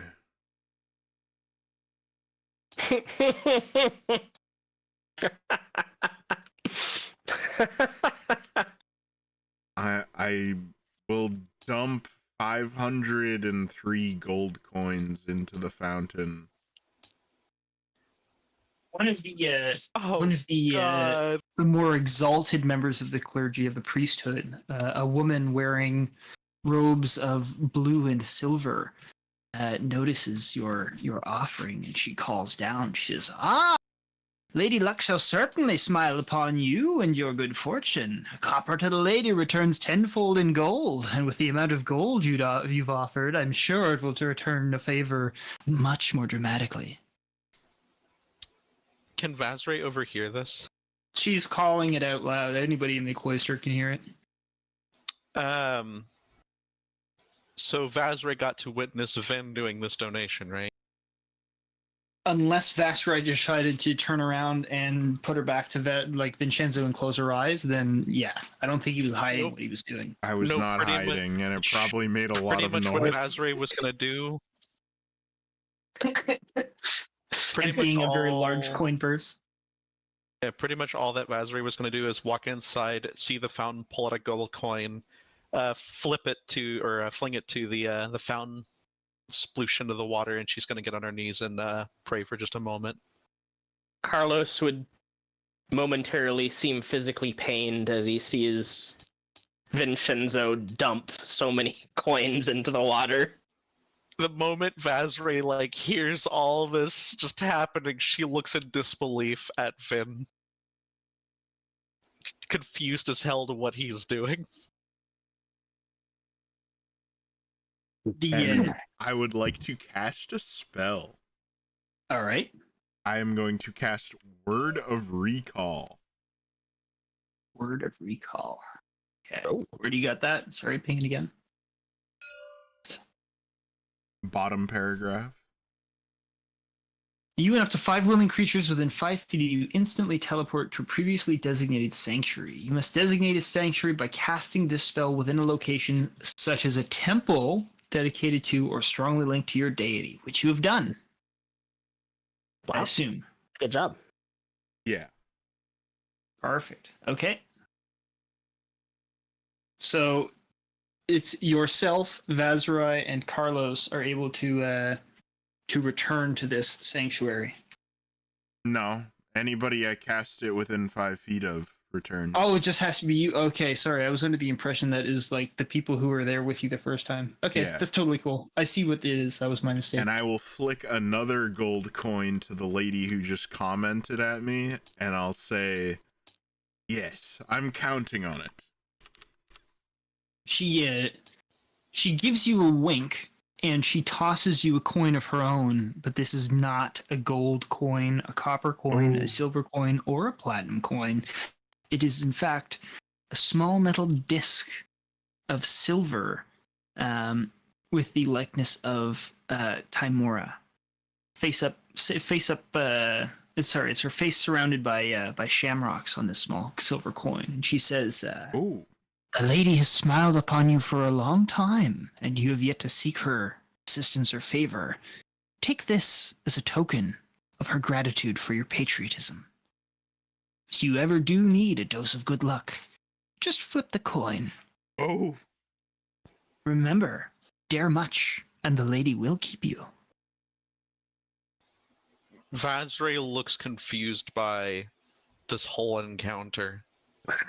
I catch the coin between two fingers and quickly examine it, and then bow my head at her. She returns the bow and continues on her continues about her day. And then I tuck it in my suit jacket pocket. Oh my. Alongside all those papers. And the rolled cigarette that Bazare didn't take, and all the other things. Man, I really hope that you don't accidentally smush that thing, because then the entire inside of your pocket is just going to be full of tobacco. Yeah. Or maybe it was a different pocket. How many suit jacket pockets do you have? It's a suit jacket pocket of holding. Oh! Oh no. Wouldn't that be fucking cool? You reach into your small little breast pocket and you pull out a pike. Fucking Vin reaches into his jacket and pulls out a pistol. Oh shit. I'm gonna defeat you with the power of friendship in this gun I just found. It's like a real Yeah. I have 7 chickens, 2 mastiffs, and a And I warhorse cast them upon you. in my Warhorse. pocket.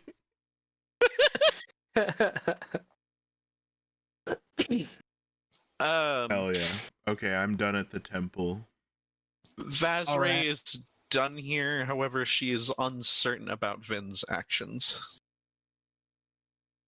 What do you mean? She's uncertain about Vin's actions. You did not behave in a way that would be approved by Bahamut. It's not that, it's more of what she views to what Tamora would like, probably. Oh, okay. It's her understanding of what Tamora would like. Interesting. So she doesn't think that Vin is necessarily following correctly. Oh. Vazray's just over here judging other people and their gods, and Yes. Clearly, doing it as a- right. I mean, as a Doing it right. God-fearing Christian, I don't think you're Islam enough. I love it. I mean, Fucking saying I'm trash. counting on it is kind of presumptuous. I would agree, Yeah. since it's luck. But She's going to keep it. She's going to keep it to herself, though. Just I what she has to believe say in on it. that. Come And now, she- Miss Pinefall, or Lady Pinefall. You had a stop for prayer that you wanted to take as well. Yes, I wish to see the Temple of Bahamut. Just pay my respects to him. I would like to as well. You? Yes. You? She looks in surprise to him. Now, why would you do such a thing? I find you to be a good friend of mine, and I would like to see what influences you. And pay respects to what is also important to you. Vazray is somewhat shocked to hear this. Bitch. God damn it. I'm sorry. And after taking a moment to just kind of just digest that topic, it's like, all right. In that case, you may join. I would absolutely welcome such. Yes. Yes. Do we know where the Temple of Bahamut is, or can I ask a guard in which way to? You have like 36 people patiently waiting outside to whisk you anywhere you wish. Oh shit! They didn't all go home. No, they didn't go home. They said they'd wait for you outside. What do you? Oh, hey, shit. hey, we're just gonna go to this temple for a couple minutes. You know how your job is to escort us safely throughout the city. Okay, yeah. Thanks for fucking off home. I'm sorry. Lady They're not Pinefall, done yet. direct the entourage here where you would like to go. A And part of me is perhaps just you like, could oh ask yeah, them to acquire a carriage to ferry us about the city. oh.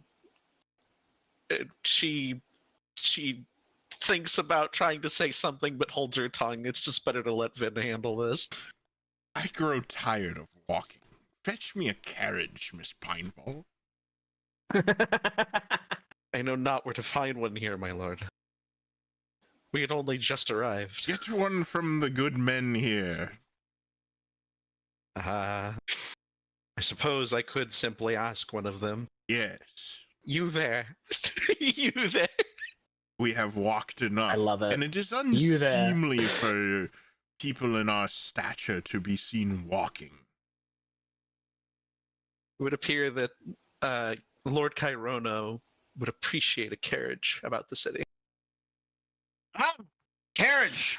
Yes, once we find one, we'll get it to you right away. Stand by. Says one of the legionnaires. You're like, How did they lose a carriage? It's a big city. To be quite honest, my lord, I would imagine that after having so much time on a boat, that they would understandably think that we might want to walk for a while. We after Walked for quite a while, enough. I was absent-minded when we first arrived here. I should have hired one immediately. after a moment, well, a couple minutes, there's a large carriage comes traipsing around the block, pulled by two large creatures that look for all the world like rhinoceroses, except they aren't. They have two large curving horns at the ends of their snouts. They are equally large and gray, and the carriage itself is sturdy, well armored. It has two Boros legionnaires and a Nazorius Senate arrestor who are riding a sort of in a little crew compartment up top. And one of the guards opens the door and extends the stepladder for you and bids you into the carriage, and he says, At your request, we have found a carriage. Now please, step inside and ride in comfort. This seems to be a carriage fit for war, not travel. Yes, the Boros Legion is built for war.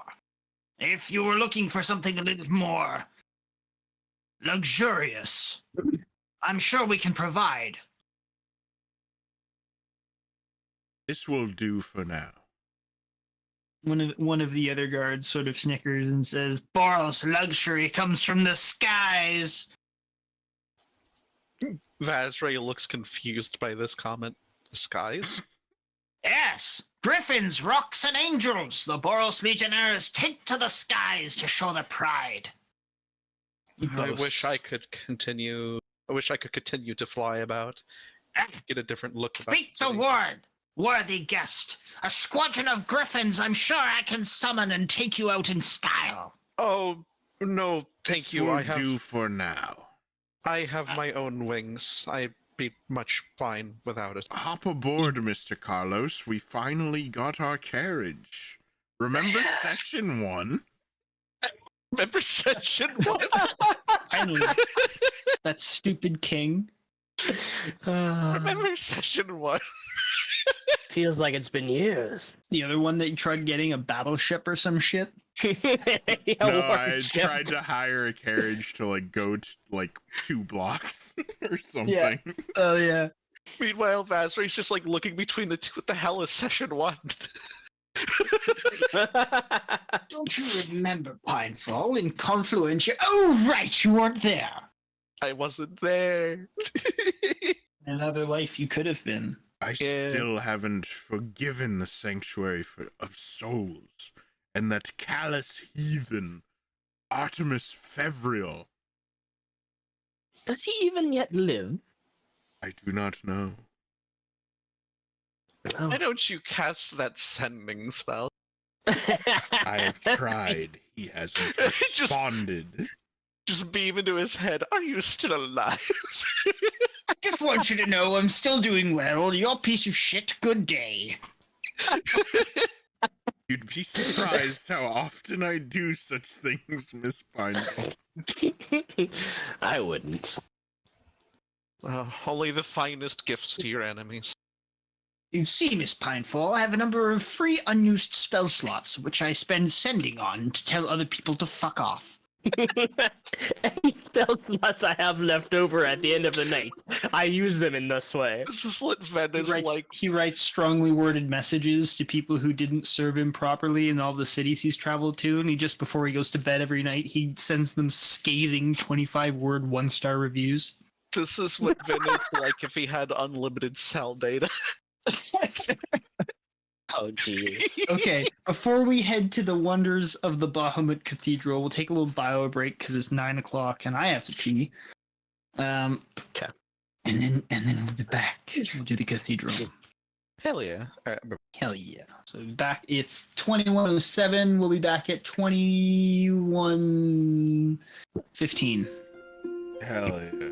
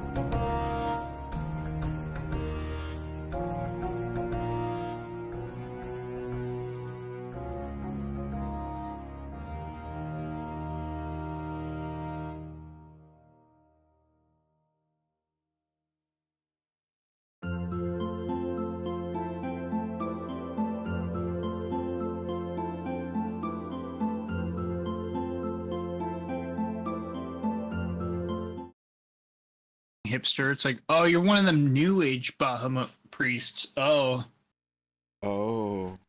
one of them liberals. Oh no. Oh. Blink. Blink, blink. Oh, hell yeah. I can get Arcane Jinx bundle.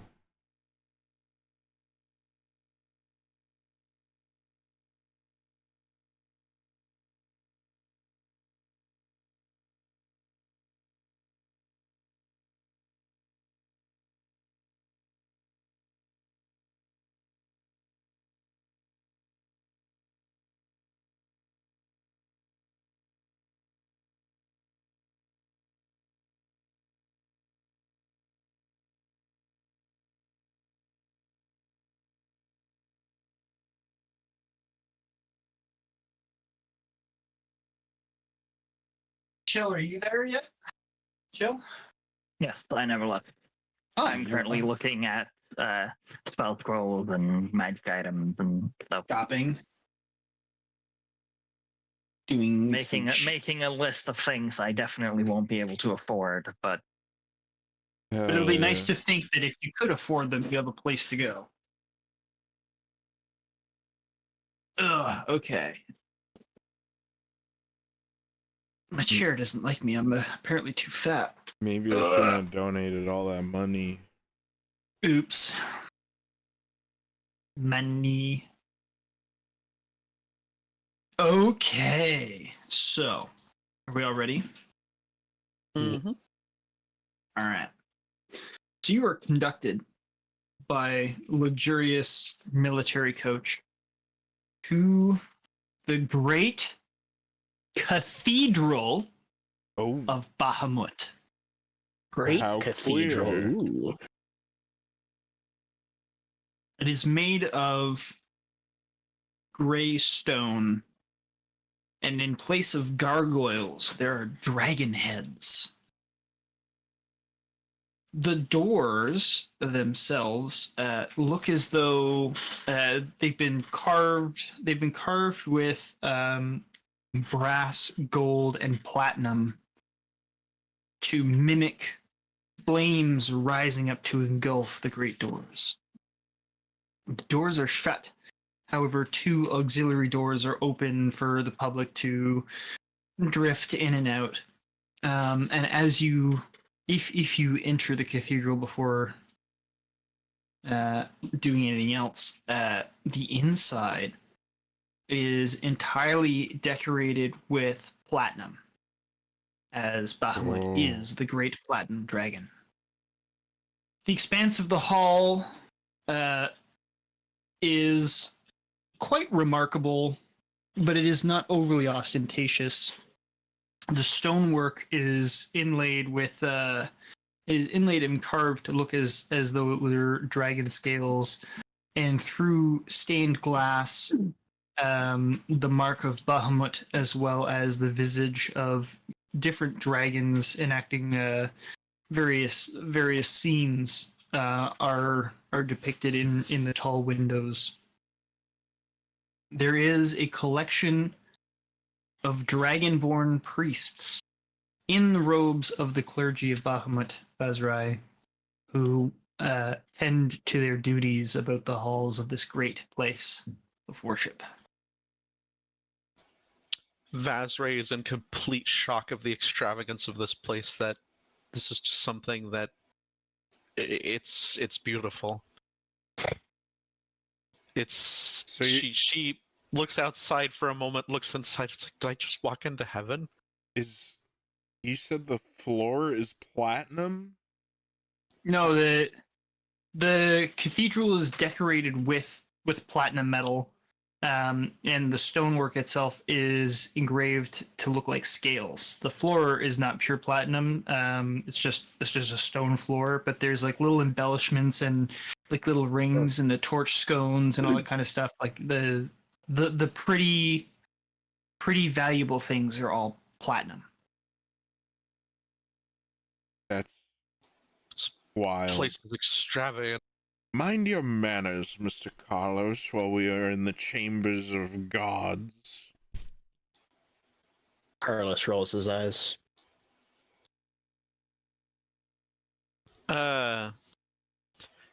So down, I'm just imagining that there's probably like pews probably on either side, right, or no?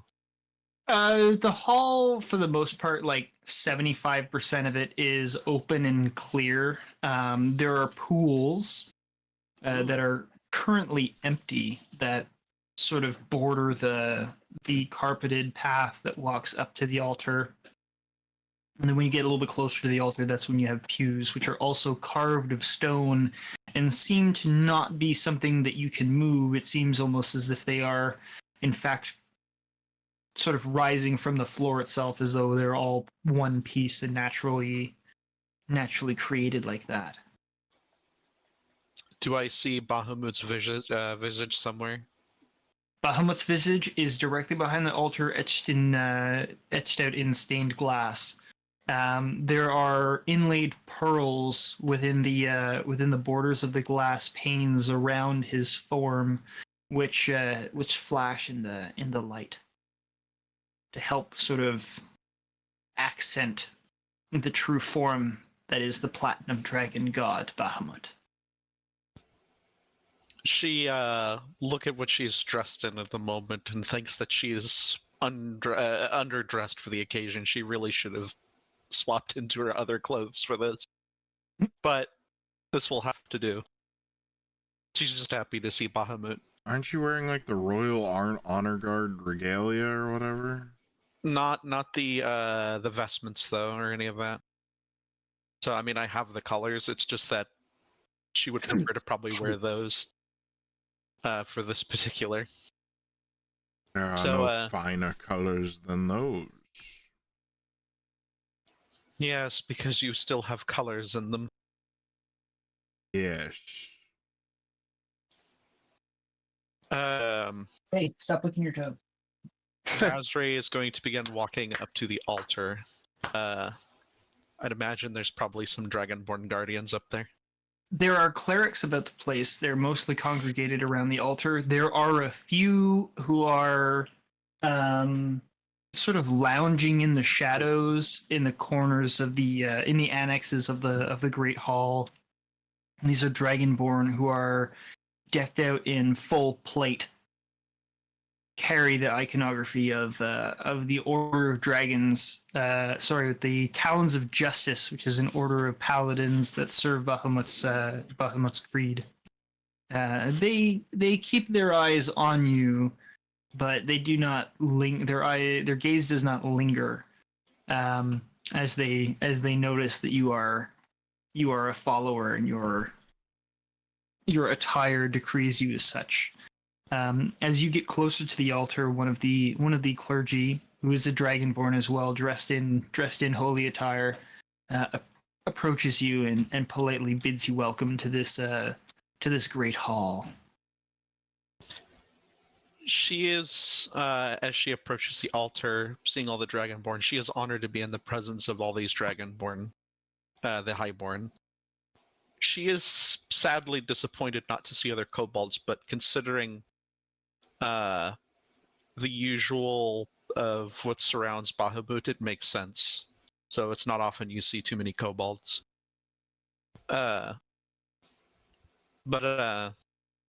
Approaches and gives a bow. Trying to find words, she's simply speechless in this place.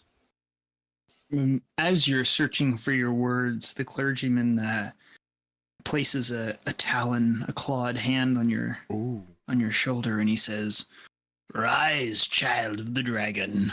There's no need to grovel here. You're welcome." I thought I would never find a place dedicated to him again. But I Truly, we are all fortunate to have found a place as holy as this.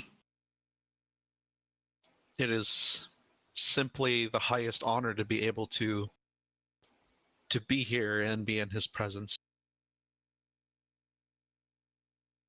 You look tired, child, weary from a journey. You must have quite the story about you. Come, pray. Relieve yourselves of all the burdens of your struggles. She listens to that particular comment, thinking for a moment, and then looks at the burned symbol of Bahamut in her hand. Are you trying to conceal it, or are you plainly? I do not conceal that. Ah, okay. He notices and he pays proper attention. And he says, The mark of Bahamut is upon you. This is a good omen, surely. and he invites you to the altar, and he says, Come, marked one, pray. She nods and she will go to prayer. and she the clergyman kneels at the altar with you as well, and he says a few words in Draconic, uttering a prayer welcoming a fellow sister of the Holy Order. Carlos probably being the only one to understand any of these words, unless Vin has comprehend languages or understands Draconic. I do not. I bow my head solemnly in respect and remain silent. After a quick prayer, the clergyman looks at you and says, Tell me, child, what brought you to this holy place? Where are you on your path of holy righteousness? I had started my journey anew when I fell to this world, nearly drowning with my people. When I was found by these friends of mine, these great people. As she gestures her hand to Vin and Carlos, she continues to speak in Draconic. mm-hmm. They had taken me and my people in, and we thought that we had lost Bahamut. We had tried to cling to whatever hope we could of finding Bahamut again, since we could no longer hear his voice. That Tiamat may soon attempt to take hold in his absence. We were fearful of it. Are you standing right now, or are you still on your knees at the altar? She's going to remain on her knees unless she is told to stand. The clergyman sinks down to one knee to he can't exactly get to eye level with you because you're also on your knees and you're small. I am tiny, yeah. You are very small, but he sinks down as low as he can reasonably get for a creature of his size, and he says, Tell me, child, you and your kin. You said you cannot hear Bahamut's voice. We had no clerics. We had tried to escape what came for us, and we were unable to bring any with us. So we clung on to the idols of Bahamut and prayed and prayed and prayed. As a child of Bahamut, you know that the most powerful way to worship him is prayer through deeds. Tell me, have you protected the innocent from harm? She tries to reflect on the past, trying to remember all the situations that happened between her arrival to this plane, what happened in the past and now. And she says that I have. Have you fulfilled your duties and honored your commitments? She takes a moment to seriously think about this, and then follows up with, I have. Have you paid attention to the dragon's dogma of justice, nobility, protection, honor, mercy? She thinks about all the times of the adventures that she's had with this crew so far. Mercy? That is one particular one that does come to mind, is mercy, and that is remembering the witch, that evil witch. But perhaps what clouds her judgment and mind a bit more is the goblin divers. After remembering what Nephis did and being unsure if they were friendly or not. Is this you internally reflecting, or are you telling the clergyman this? This is internally reflecting. Okay, I just wanted to make sure I didn't react out of character or out of hand. Yeah, she's been thinking deeply on these questions, taking them very seriously. Considering the code, she tries to ponder if that was just.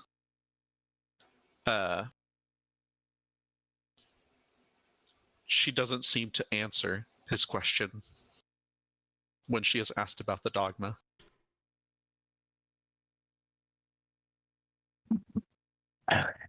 Carlos would speak up after several moments of silence, speaking to Vazrai.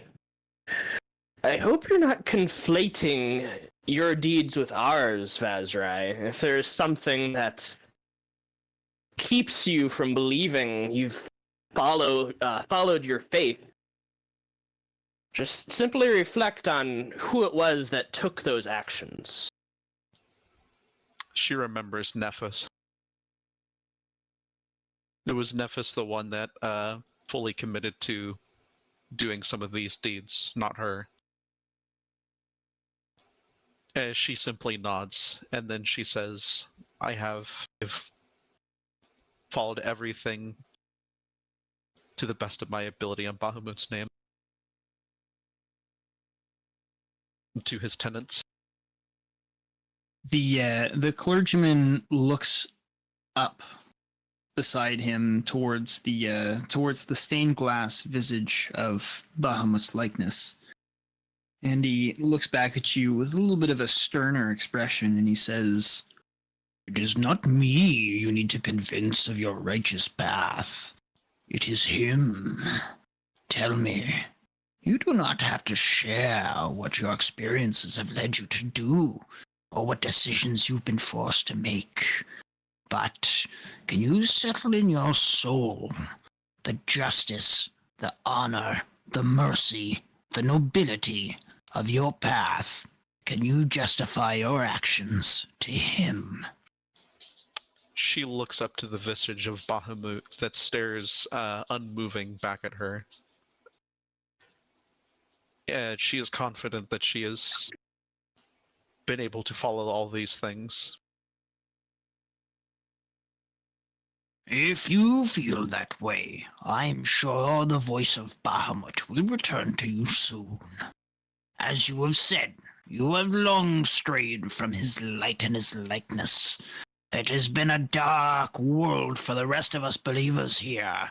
We have gathered in this place to try and bring some light, the Platinum God's justice, to this dark and cruel world. Come, spend some time in the holy confines of this place. Perhaps, through prayer and meditation and self-reflection, his voice will find his way to you. I would be honored to do all of these things. He taps a long talon on one of the holy symbols that you bear on your person, and he says, These are not the icons of an easy path. And he looks towards your companions. Sometimes the most difficult battles we face are against our own friends. You must remember, there are no exceptions in the justice and nobility of the great Bahamut. You're welcome, and as long as your friends abide by the creed of the great Dragon King, they are welcome here too. Think of this as a sanctuary. You may come and go as you please. Thank you. And he rises, he nods his head, and he bids his retreat.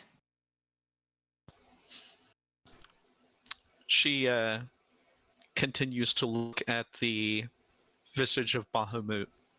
It had been so long. She could feel a bit of trembling as she stand there looking at him. Just, it's about time. She finally found him. She can't hear his voice right now, but she found him.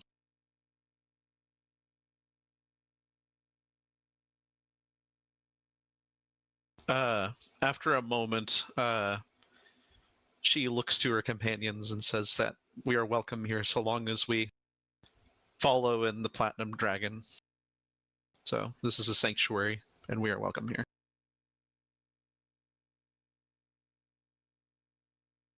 And she says this in common, that way Vinshenzo can understand. I remain silent.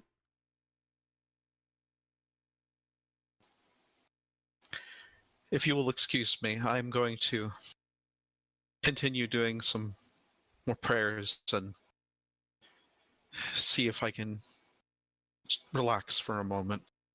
I cannot believe that I stand here in this place now.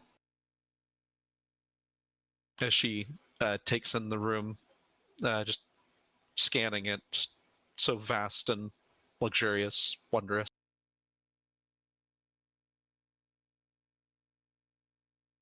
As you look about this this room, you can see that there's a number of people that are not dragonborn, but still bear the mark of Bahamut, as well as a few pilgrims who seem to be just sort of visiting regarding the place. Roll me perception real quick. Perception. Yes, Perception. because you're looking about the room. Carlos and Vinshenzo, you can as well, depending on how idly your gazes are wandering. Sure. 16. Sure.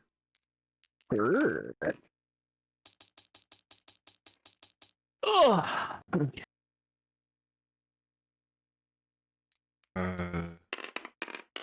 I'm sorry, I heard that. 26. Are you nat one? Fine. I'm even when I'm bad, I'm good. 22. He's good when he's bad. Nat 1 and you got a 22. Yeah. Reliable about right. talent. Yeah. Oh Rogues are my. insane. So Even on my bad Vinshenzo- days. Vincenzo and Carlos are just kind of hanging out a little bit, a couple paces back from you, Vazrai, if I recall correctly. You're up at the altar, actually doing a little bit of prayer and reflection. Yes.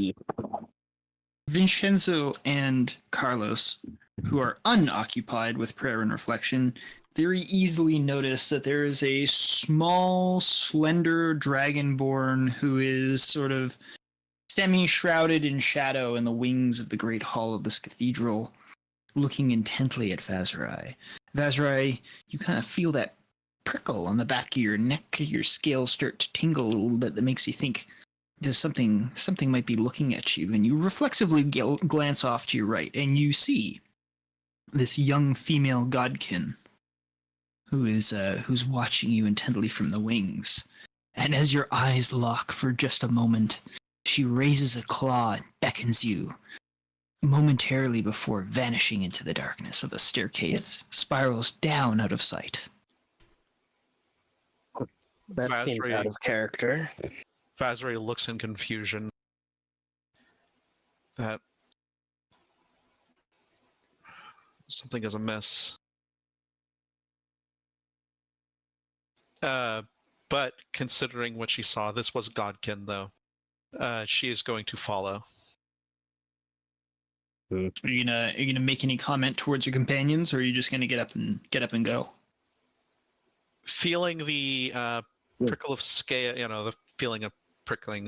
How is it dangerous, or is it just the feeling of being watched? You felt as though you were being watched, and you looked up and you saw that you were being watched, Okay. and then you locked eyes with the Watcher.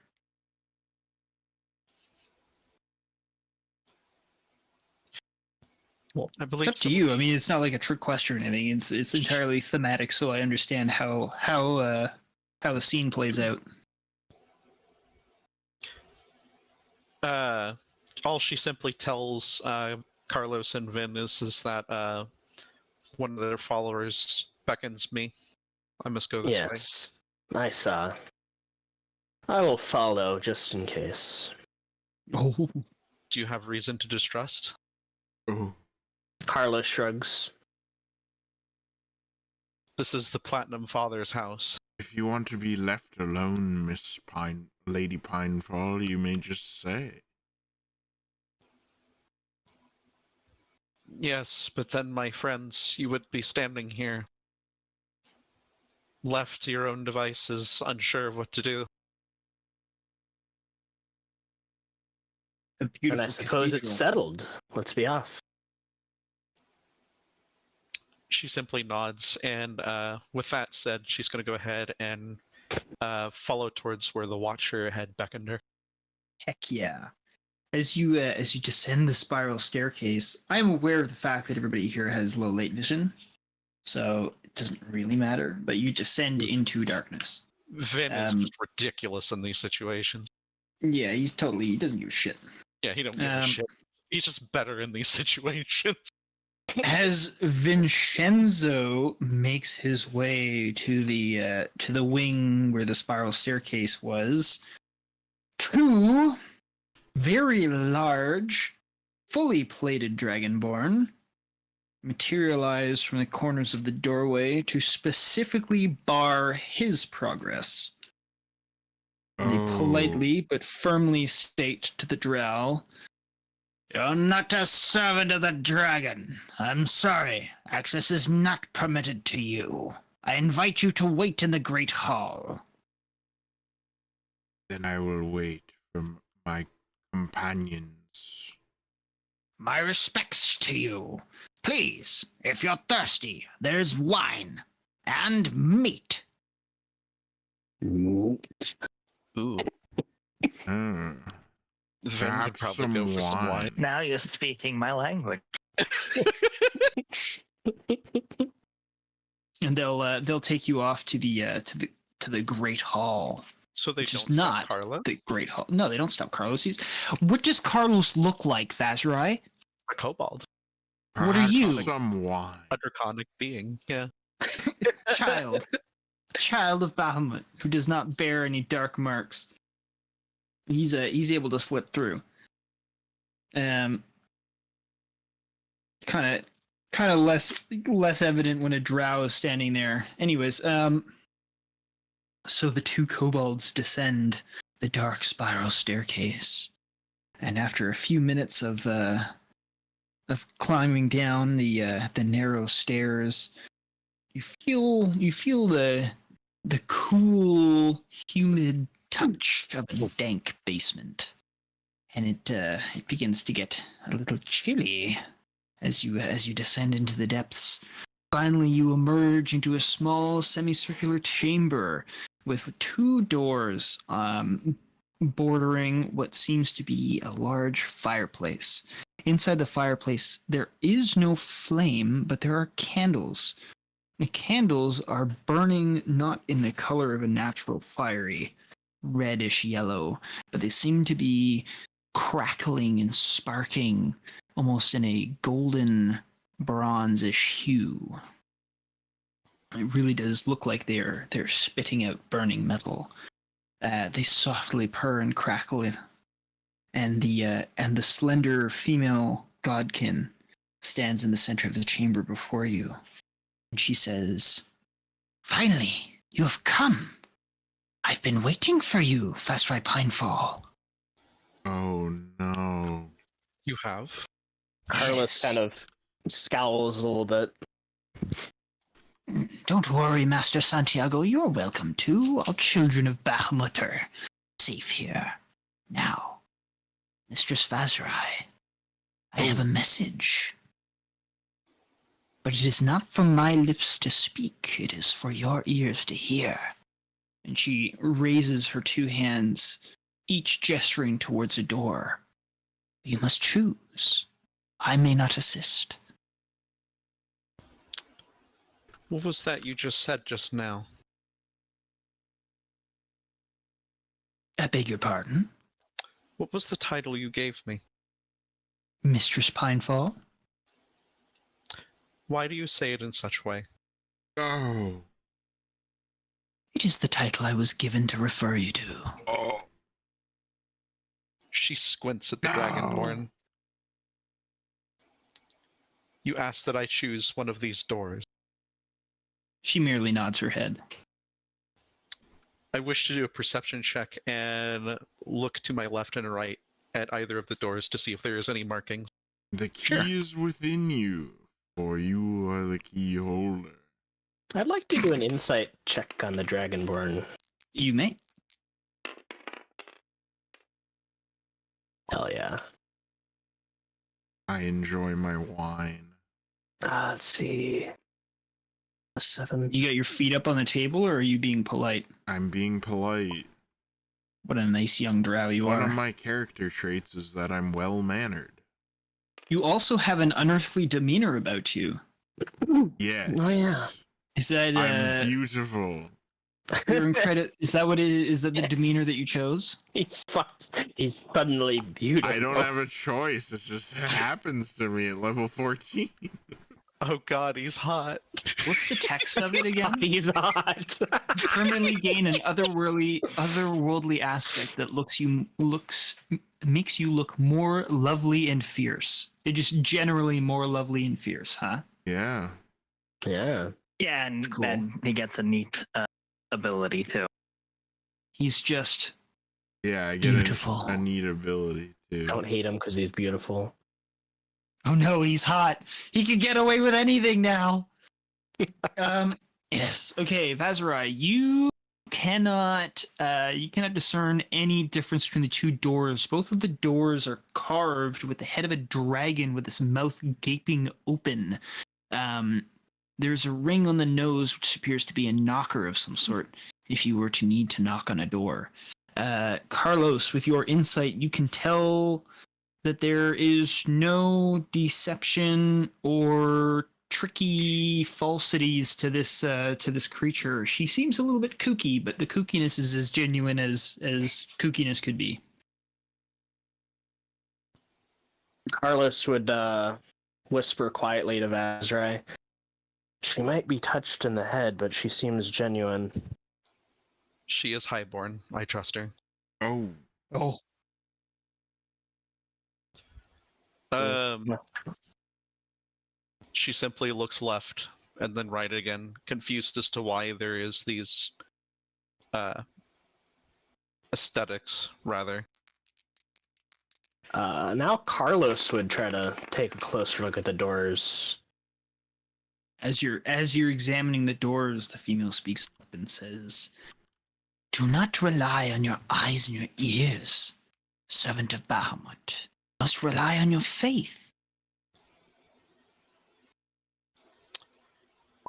Does she feel particularly drawn to either door? "Do you?" She looks between the two, conflicted, and looks to the left door. Okay, you look at it.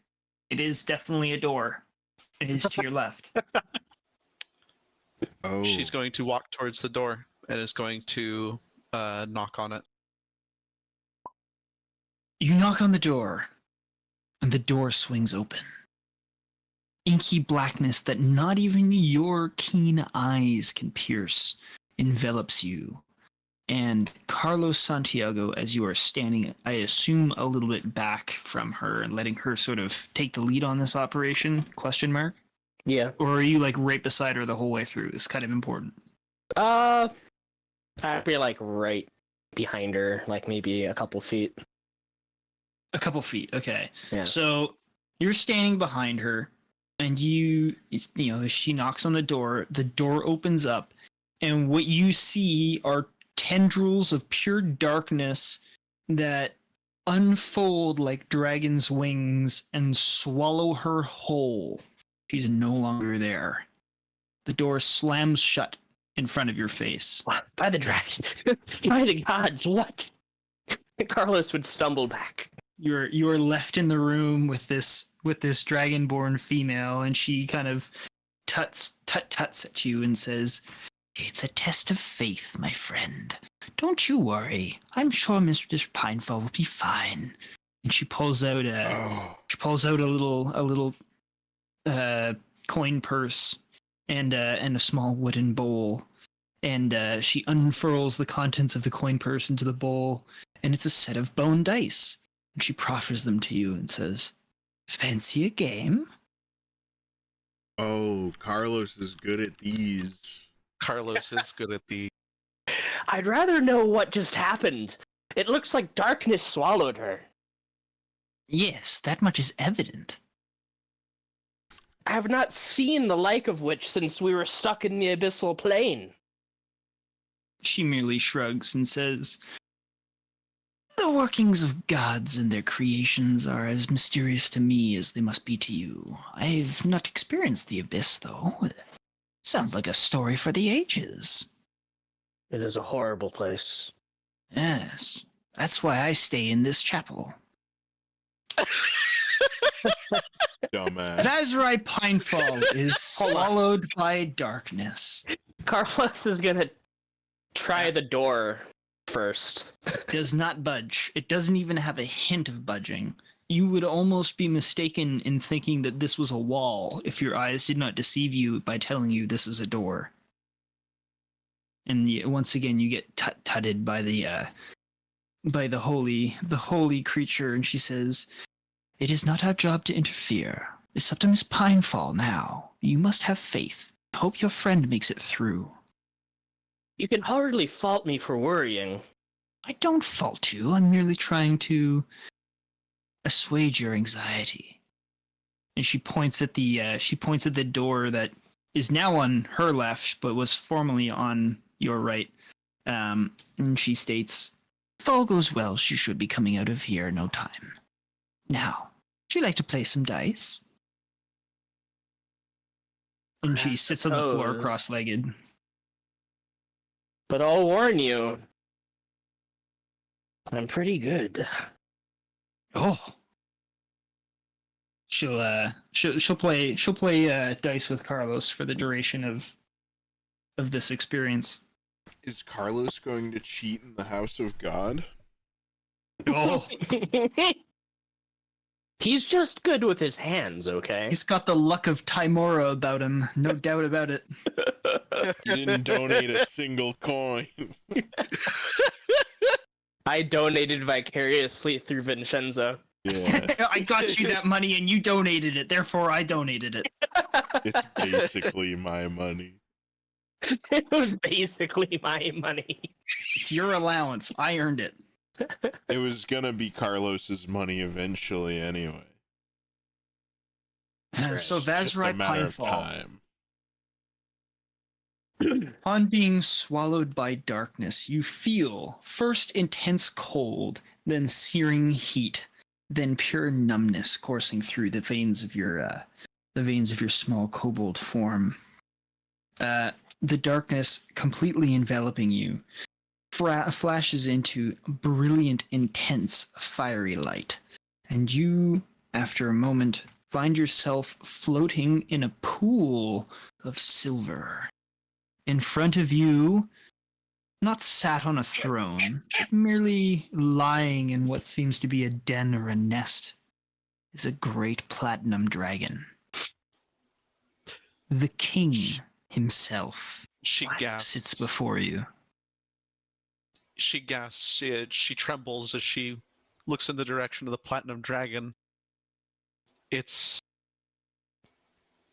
Have you been here this whole time? She's confused by all this darkness that had swallowed her up. Why is it that it is in a temple of this place? Are you looking about you to see sort of like where you're stuck? Yeah, I'm going to do that because I want to approach the dragon. So you are, as you attempt to approach the dragon, you feel as though you are both suspended in midair, yet also drowning, yet also entirely free of weight. This pool of silver that seems to be entrapping you is both entirely fluid and massless, but yet also seems to act as shackles to your limbs.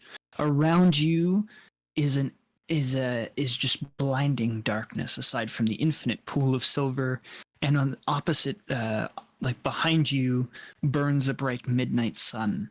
In front of you, Bahamut himself rests, and he regards you with his deep, dark eyes, and without parting his lips, his voice bores into your head. My child, you've arrived.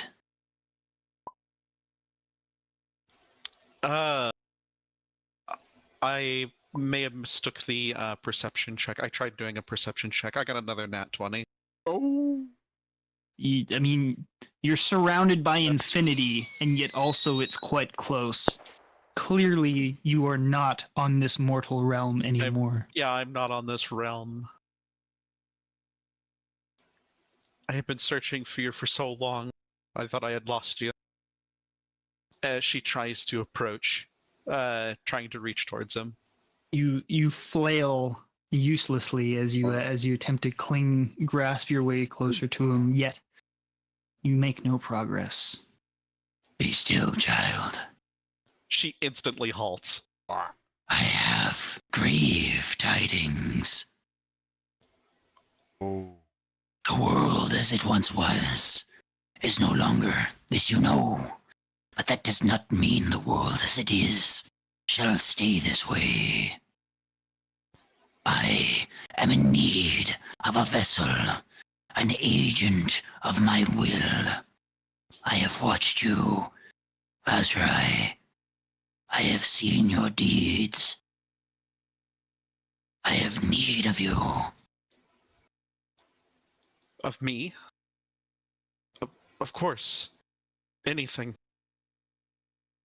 Without moving, and without any effort on your part, suddenly you are within arm's reach of Bahamut himself, and he reaches out with one great wing, and a talon upon the lips of that wing descends and touches you on the forehead.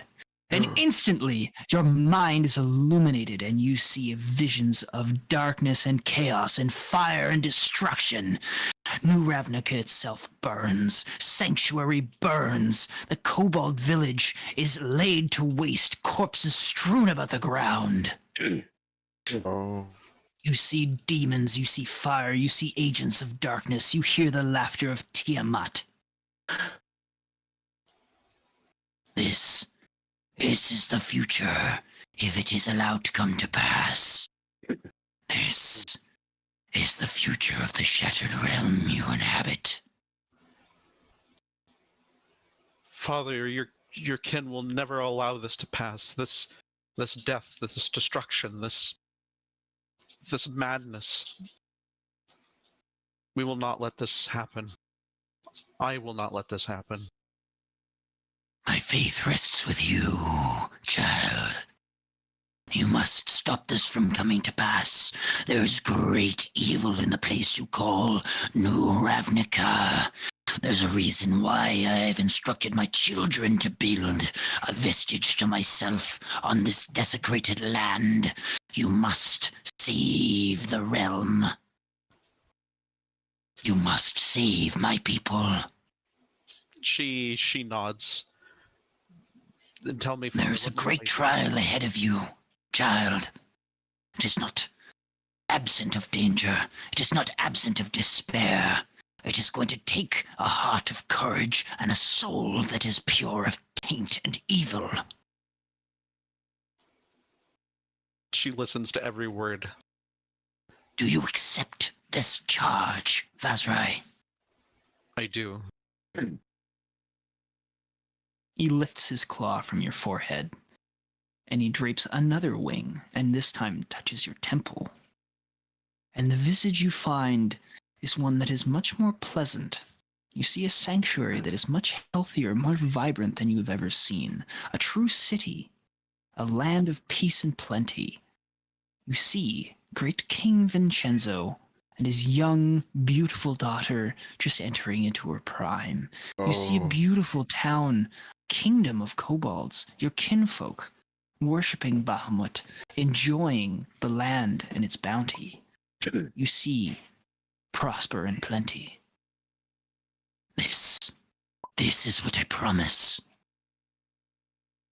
This is what could be if you do not fail me. You do not fail my people. I will not fail you, Bahamut. Good.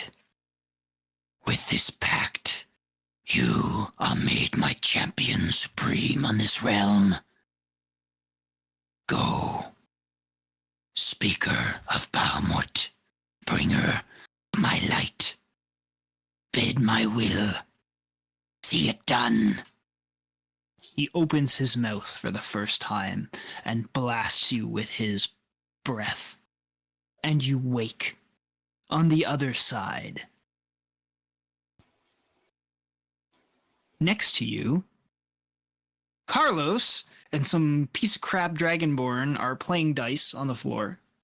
It's been about 30 seconds worth of time, Carlos. You've got about like 2 or 3 dice rolls in. You're doing handily. This priestess does not seem to be overly upset at the fact that she's lost a couple copper coins, as that is all she's willing to bet with you. And the door swings open on the right, and out flutters. For a moment, you swear you see Vazrai with real dragon wings, envisioned with holy light. Ooh. And she comes swooping out of the infinite darkness of the other door. And the priestess stands slowly, getting up to her knees on the cold stone floor, and then rising up. And she looks at you, Vazrai, for a moment. And she bows deeply, and she says, "Ah! You've done it, then."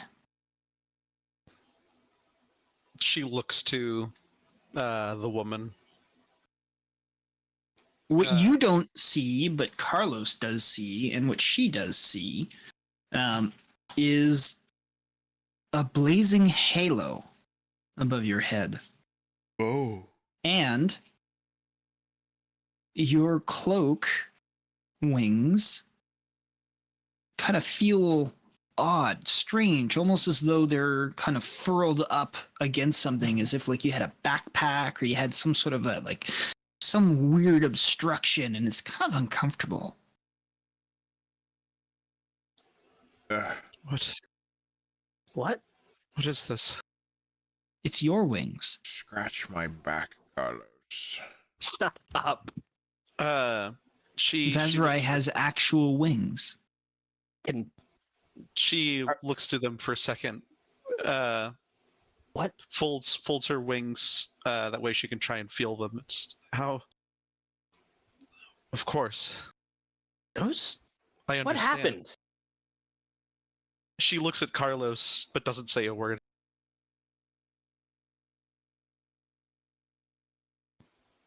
Dun dun dun. Yeah, she doesn't exactly know what to say to Carlos, then looks to the woman again. Still unsure of what to say, but witnessed it.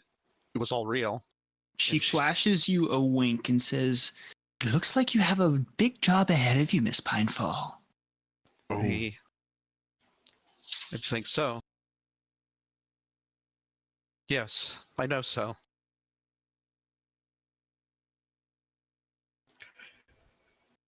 I wish to do more prayer and maybe even stay the night if you will allow me. Most certainly. The services of this holy house are entirely at your disposal. Thank you. And she escorts you upstairs. What were you saying, Carlos? Is the halo still there? It fades after a few moments. Oh, okay. But the wings remain. Oh yeah, she's got wings. You're an Erd now, Oh. Wow. touched by the dragon god. Quite literally touched by the dragon god, if you were to think about it. Vazrai is happy, but Knight is way happy too. Carlos. Vazrai is like completely dumbfounded, shocked, and like she can't believe this. This is all real. Carlos hesitantly pokes one of the wings. Do you feel that? I do. They're real. They're very much real. I don't know what to say.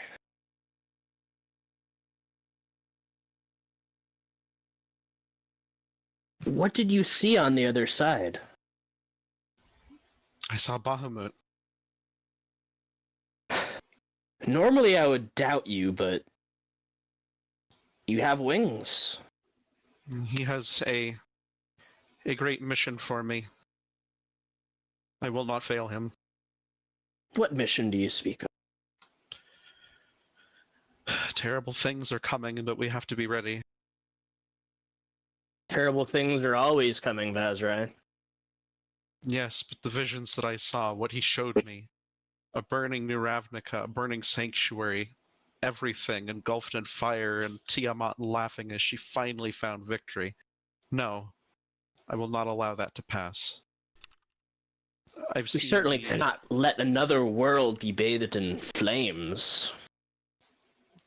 Yes, I will not allow it.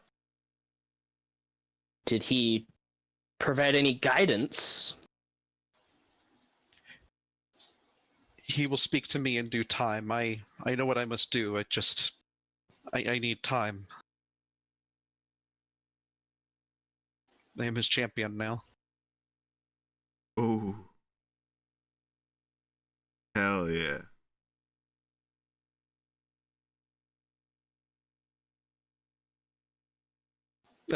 She still looks like she's lost for words, like she's still having, like, just shock from the whole encounter. Like, this is just not something that she was expecting. Not What? what I thought I'd do when I woke up this morning. Well, I don't suppose you'll have any trouble convincing a cleric to come back to Sanctuary Island now. I'm sure they'd be practically tripping over themselves to serve the champion of Bahamut in any capacity. Yes, I need them. I need them to come back. I'm sure that Sanctuary I will be able to benefit from them. My people, especially.